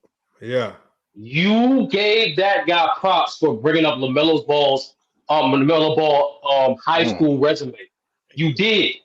You said that was his best round, and that's the round that you gave him. Hold on. No, I remember what I said. What I said. What you said? What I said was because a lot of people in the chat were saying that they didn't like the fact that he brought up high school. I said I like the fact that he set the groundwork. I didn't knock you for bringing up Marbury's college, or I didn't knock you for that. I didn't penalize you for bringing up Marbury's history. I like it when you lay out the groundwork for who the player is and you lead us into what they did in the NBA. So I never knocked you for that, just like I didn't knock him for laying the foundation for who LaMelo was as a player before he got to the NBA. I hear that. So what are you talking about? You act like I you bringing up his college to me was a good thing, but then you never doubled down. I lost that first round. What you mean? Like that's exactly what I did. Lost. Hold on. I said the first round was the closest round, but I still feel like H from the UK won it. All right, cool. Let's play the first round. All right. So we're listening. He's brother Omari Juma says that H from the UK started harping on Marbury going to China in the first round. Let's hear it. I ain't say harp on it. I say you brought it up. Well, okay. Well, we know you heard wrong. We're gonna play it. Okay, well, let's play it. This better be the first round. It starts now, man. Go ahead and cook. Baron Davis, first of all, carved out an impactful career that deserves its place in NBA history. So he was one of the original explosive guys what come into the league.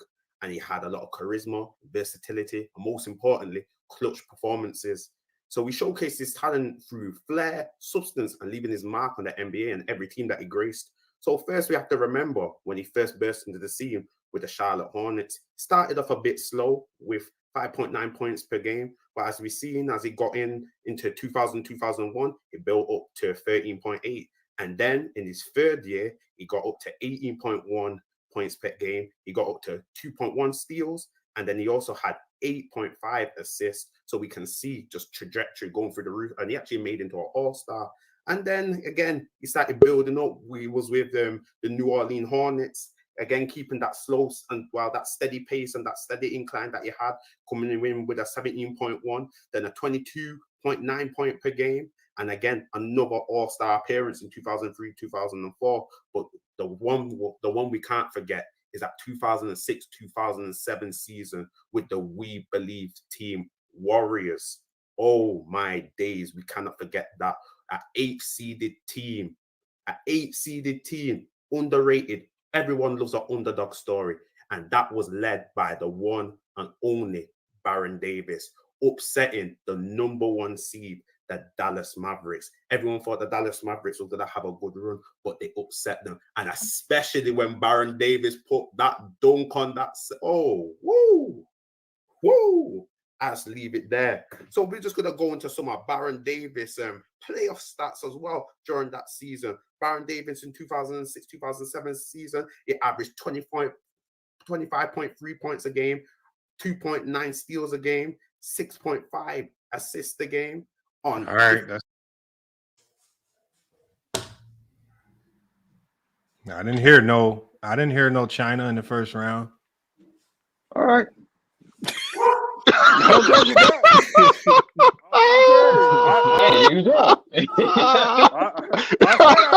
I said I was wrong. That still don't move my overall point because he brought that Believe Warriors in there, and he brought that Believe Warriors again. I know that. All right. So hold on. You guys mentioned the Believe Warriors? Bro, I said we all know he mentioned that in the first round. Mentioned it again in the third round? Well, I think he did. I think he did bring it back up in the third round. That's what you're supposed to. But that's what you're supposed to do in the third round. You're supposed to bring all your facts together, and you're supposed to re-emphasize all of the big points that you made. So if he feels that the We Believe Warriors was a point he wanted the listeners to remember, you re-emphasize it in the third round. At least that's what my strategy would be. But what is all the other playoff accolades that we were supposed to be inundated with? Because I didn't hear all that. All right. Baron Davidson had that kind of career. He ain't got that many stats to pull off. This shit would have been close if he focused more so on the playoffs than the narratives. That's what I'm saying. All right. Hold on. So that you saying that first round he was talking about narratives? No, while I am saying it was a great first round, and in my opinion, that was the only round he talked most about Baron Davis as a player. What I'm saying is, doing the research for this topic, Lamont, Baron Davis as a playoff performer compared to Marbury, that shit is night and fucking day. Hold on. People remember, You bring narratives into context based on what actually happens. I think the narratives that he was talking about with Marbury, because it's gonna be hard for us to know the truth because a lot of people are giving different versions of what was happening in each place. The one thing that we know is that everywhere he went, it was negative. It was just negative drama surrounding him. New York, Phoenix, Minnesota, negative drama. Now, whether you want to believe it was all made up lies from people that just didn't like him everywhere he went, the fact that if everywhere you go, the same negative drama is happening, then it lends credibility to you being a bad teammate, which is, I think that's why he brought up the multiple different places where he had negative drama. He said everywhere he went, it was negative. I can't say that. So we've again, seen it in real life, that's not the case. And he ended up finishing his career in China, which if you end up out the league, I don't care what. No, like I said, I've not seen any NBA player voluntarily leave the NBA in their prime and go to China willingly. So he did that though. No, he was forced to do that. Was he suspended, Lamar? Am I missing something? He did have an opportunity to come back one time though. Man, that's my fault. He did have an opportunity. Y'all smoking crack, man. At the age of 40 years old, the Houston Rockets smoking crack. This nigga a fucking two-way contract. Yeah, he didn't have an opportunity. He left on his own. That's what you're saying? Man, if y'all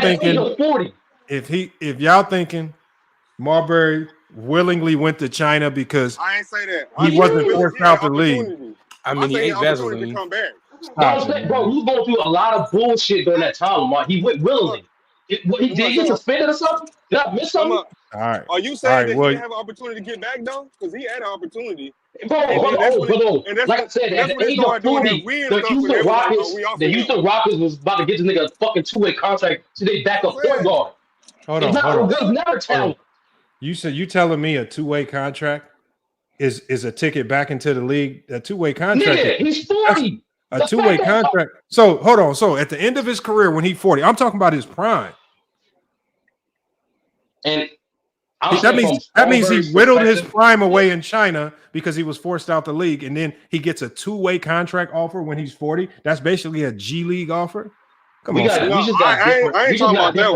got different definitions of force. That's all. That's all. I can't remember exactly, but I remember like when that was sounding like thinking about kicking the tires on Star Film Marbury again. He started doing weird stuff, and they was like, "Yeah, we off this." And that's I can't speak to the 40-inch thing, but when he first got out the NBA, and like maybe a year or so within that year, they was talking about him being back, or at least kicking the tires. Let's say that. Scuttlebug, and he started doing weird stuff, and it was like, yeah, we're gonna leave him over there.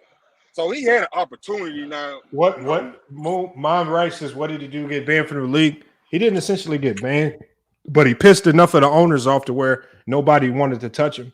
That's what he did. He made himself toxic. Nobody wanted to touch him. He pissed the Phoenix Suns ownership off. Yeah. He pissed the Minnesota. He definitely pissed Minnesota ownership off. And Glenn Taylor, we know Glenn Taylor has a shit ton of power in the league.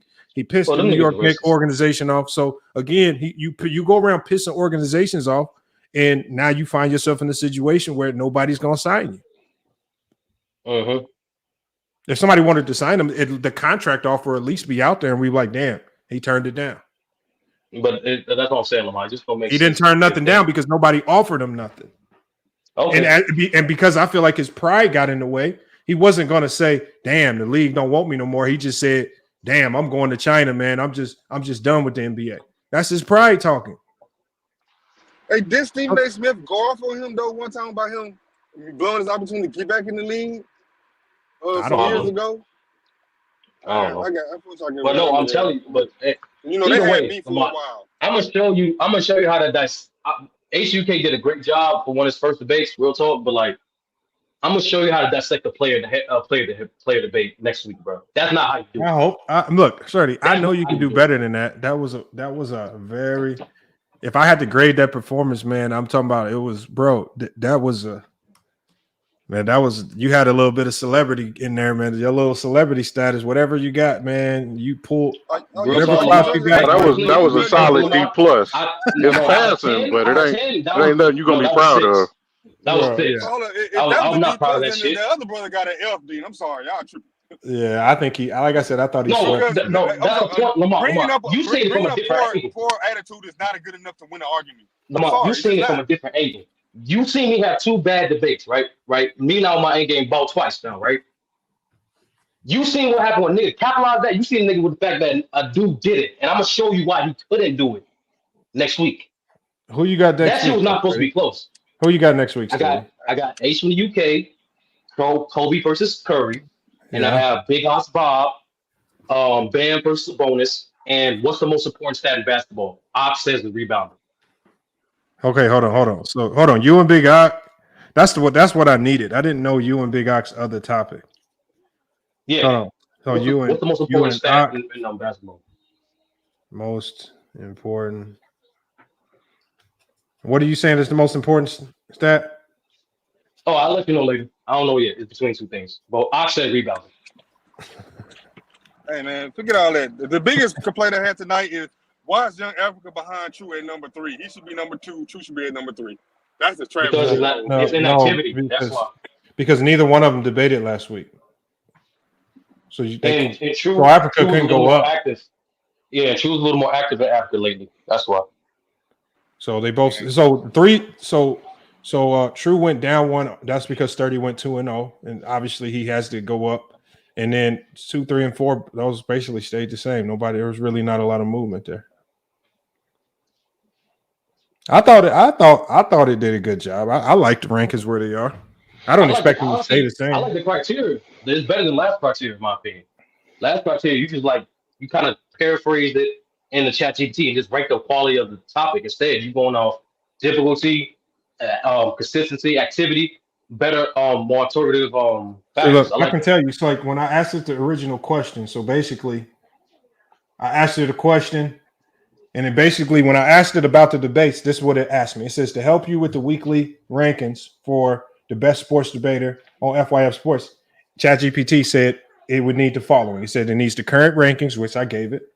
It said it needs recent debates and the outcomes of the recent debates, including who debated whom and the results. I gave it all those. Strength of schedule. Obviously, the strengths and schedules tied into the current rankings.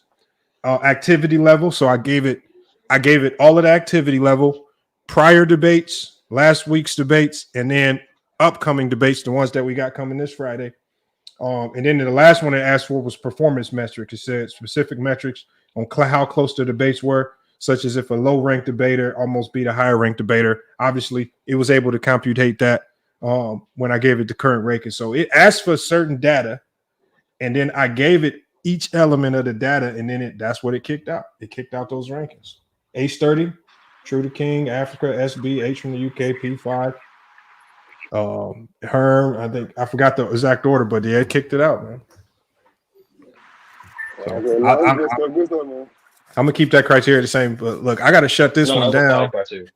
I gotta shut this one down because I'm gonna be going over to the Plenty of Fish app to go live here in a little bit. So again, if you guys want to join me over there, it's free to sign up. I'm finna head over there, Lamont. Yeah, I'm gonna be going live over there in about 25 minutes.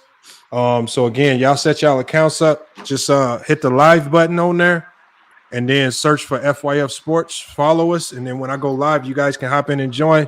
And so again, like if y'all sitting on the panel, at least y'all can sit on the panel and make some money, man, by coming over there and chopping it up with us. So I would like to see some of y'all over there join the live panel. We're gonna be doing our debates over there. We're gonna be talking about who would have had the better career if you swapped Jordan and LeBron and put them in each other's era and you swapped them, and who fares better in the other player's era. So we're gonna see who has the best debates. Jared, you don't need the link, Jared. Just hit that link. Download the Plenty of Fish app. We're going to be going over there. We're going to be talking about LeBron Jordan over there. We're only going live for 1 hour. But hopefully by the end of that hour, we can have a winner, man. See who comes out on top, man. You single again or something, Lamont? Lamont, are you telling me? No, are you telling me if I go it's a content creator platform now. It's not a dating app no more. Lamar, are you telling me the same thing I'm doing on YouTube? I do on Plenty of Fish. I get money on my own. Yeah, like so. What happens is like when you on that live with us, like I seen you pop in over there, you got to request to join the live. And when you up there, when we cooking, because today is going to be a sponsor stream, so there's going to be a lot of people in there watching. So what happens is if you cooking, then random people will come in and they're going to throw you gifts. But the gifts are essentially money that you can cash out as soon as the live stream is over. It goes straight to your PayPal. So what happens is if while you chopping it up or giving your talking point, if somebody hits the versus button and they go versus you, if you lose, according to the chat, if you lose that head-to-head debate, then any donations that you have go to the other person. That's fine. But if you beat them, when anything that they have go to you. Yeah, that's dope. So it's like it's something. So it's just like gifts or coins. Hey, Lamont, I know you about to get out here. I got just one question, and I'm not. This is not an argumentative question. I just want to know your thinking on it. Yeah. And we don't got to answer it. I'm gonna just let you answer it. But you said you liked the fact that he brought in the Bob Starbury's being a bad teammate, and that was good for you. Why was it not just as good for you for Sturdy to bring in the Tana part? And I'll listen to it. No, I'm saying I would have liked to see Sturdy have a round that focused on Baron Davis. Okay, as opposed to trying to go like Minor said on the defensive. Hold on, True is echoing. But trying to he spent the second round just trying to defend his player against the things that H from the UK was saying, as opposed to there's a lot of things that went on in Baron Davis' career, from injuries to the way he started his career. He never went on the offensive and really started attacking the other player. I mean, he did a good job in the first round talking about his own player and the stats, but then he just went on the defensive. From that point forward, everything was just fighting back from it was just like multiple rebuttal rounds when you could have went on the offensive and said, okay, there's things I can criticize about Baron Davis too. I mean, And we never heard that. We just heard more about Marbury, and he's just fighting back from the things that kind of tells me who's winning too. When you immediately go on the defensive because you hear what the other person says, it tells me you're a little bit worried about what they're saying. When you could have just proceeded with just going in on Baron Davis, who has things you can criticize as well. Yeah, if Sturdy had went that second round and did the exact same thing that H did, Sturdy still won. At the end of the day, it don't matter. But the people would have said Sturdy would have won, not the way he won. And I just want to remind y'all, the chat was 55-45. The PD said It's not like it was 70-30. Like, it was 55-45, my nigga. Like, oh, what did they call? I didn't know the results of the. Okay, all right, never mind. 80-20, bro. That's not. I got you. But no, like I'm gonna show you next week how to break a play down. That's not how you do it. Man, hey, I was wrong. I thought you was gonna KO him in the first round, bro. Kinda heard you debate plenty of times, so I'm like, oh, H30, easy work. This nigga, you don't understand. Doing the research for this topic, Baron Davis is fucking way better. I'm surprised, Lamont. I'm telling you, bro. If this nigga would have focused on the fact that Baron Davis was a better defender, if he would have emphasized more great playoff games and series besides that we believe in, it would have been a wrap. It's over. But he fucked up. And I got Kobe. Hey, settle this debate, Lamont. Is Batman the GOAT or not? Hell no. You said Batman? Batman. Let him know, Lamont. Hell man, ask you a question. Oh, Lamont, don't do that. Don't do that, Lamont. No. Don't do that, Lamont. We all know he's the GOAT. We all know he's the GOAT. That man is not the GOAT. Hell no. Who the GOAT then? Who the GOAT then? That man is regular. Hold on. Are you just talking about DC? Yeah, let's just keep it DC. Yeah, DC. Keep it low. If it's just DC, then it's Superman, hands down. The guy that loses every time he fights Batman. All right, that's cool. Yeah, facts. Thank you. Plot armor. Writing and plot armor. Well, I got plot on them. It's all written. Man, if they really had to go against each other without all that extra stuff, bro, he would. Man, that man snatch his head off. Hold up, but there is no guy named Clark Kent coming out from another planet. So I mean, we got to go with the righty. No, there is a Clark Kent that landed in Russia, and he ain't show Batman no fucking mercy. He ended that motherfucker. All right, look, y'all. We can continue this over on the POFF if you guys want to, but I got to get my show started over there.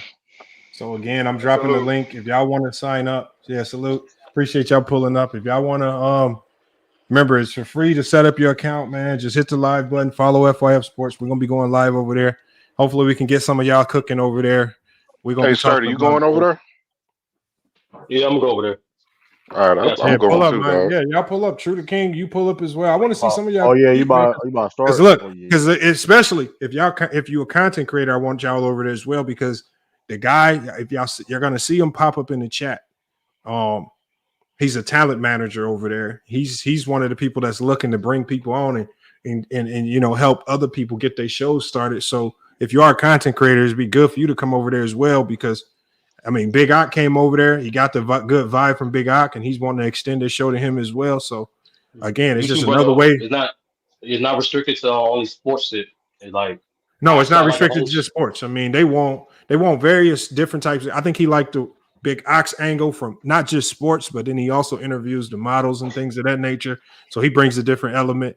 Hoop Jargon, SB has a show where he's just doing football. So, again, when the talent managers reach out to you, when he helps you set up your own show, it's a positive because they'll feature your show and they'll promote it for you when you go live.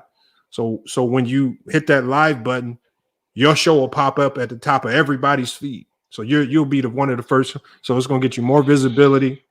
They allow you to promote your YouTube or any other things you got going on. So the people that you bring in on that POF app, you can immediately transfer those people into subscribers on YouTube,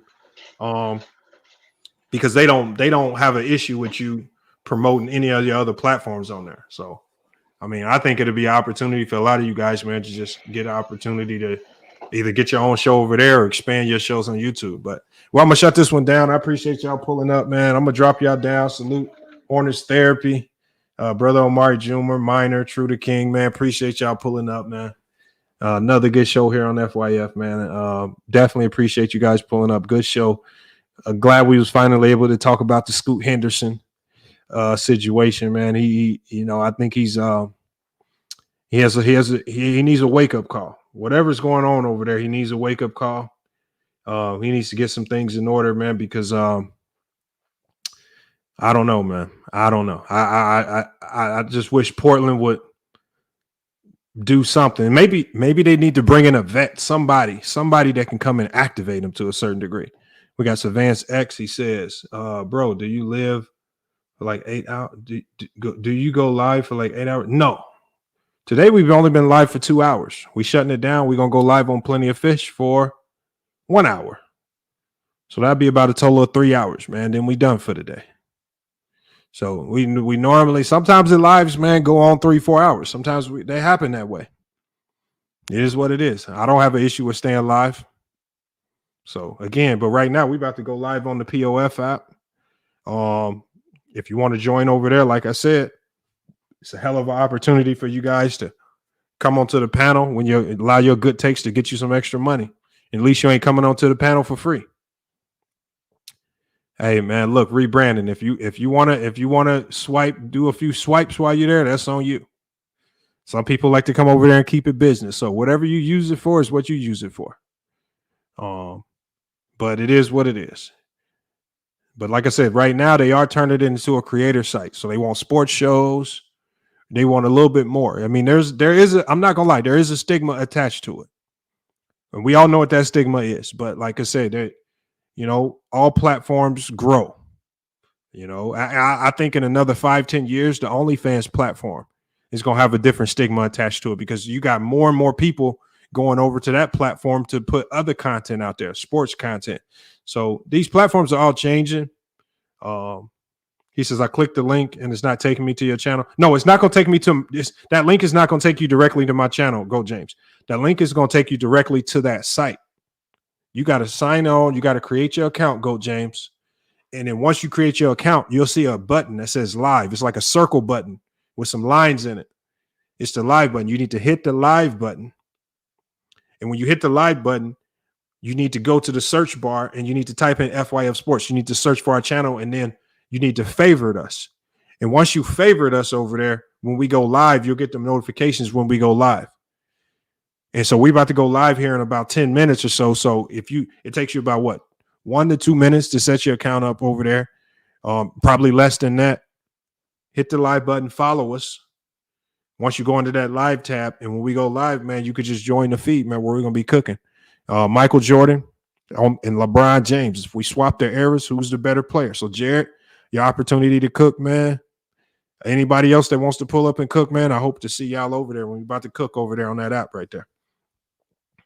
Yes, sir, man. Yeah, salute. Go, James. Hopefully to see you over there. Same with Jason the Kid, everybody. Y'all be active in the comments, man. And look, if y'all interested in running your own show, just let me know. And I can plug you with the right people over there. Maybe we can get something going for y'all. But look, y'all, it's FYF Sports, man. Another great podcast episode. We headed over to the POF app. Hopefully you guys can join us over there. Set your account up. Follow FYF Sports on the live, man, and we'll see you over there. But it's FYF Sports. Another great podcast episode. We're going to be back with more sports news. Until then, it's FYF Sports. And we out.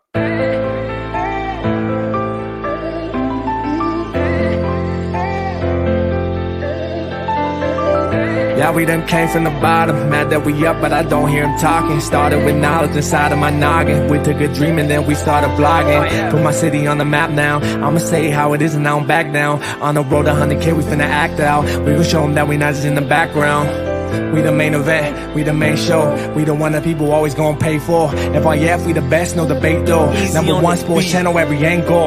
I'ma show them all how we ride. Best sports talk show, we not like them guys. We playing it safe while they feather the lines. We pushing the narrative all the time. Like who to go in the game is not MJ. Kobe Bryant top 10, not what we say. I keep my life, you want is very overrated. Keep it real, if it ain't fact, we don't say it. Now it's stable, we won't be ignored.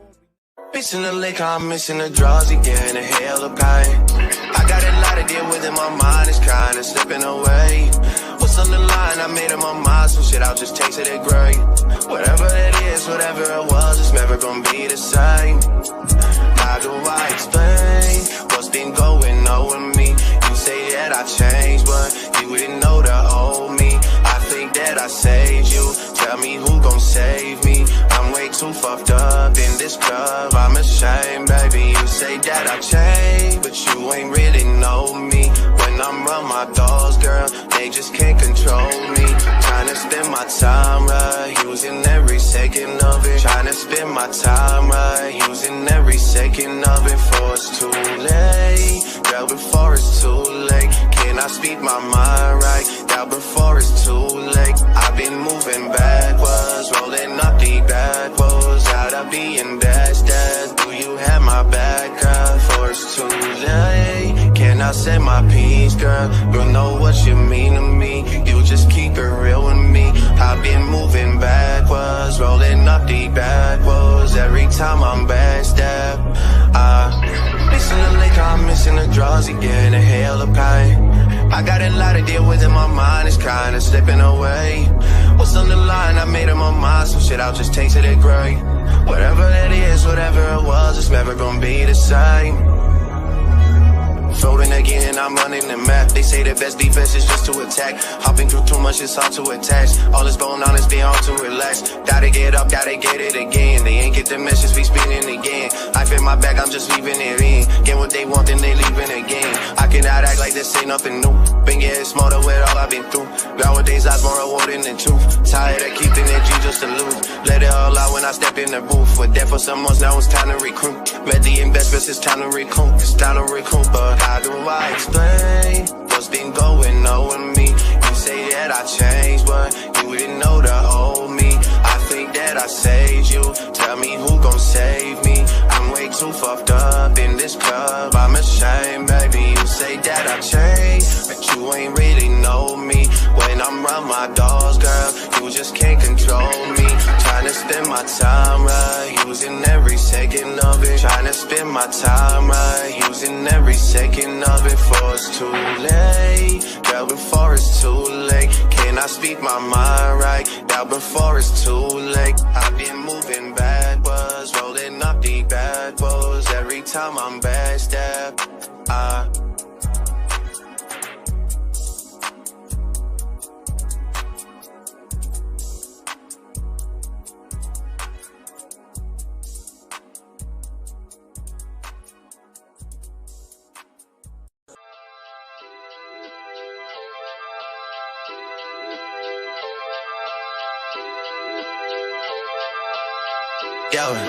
shawty, you know I gotta let it go sometimes.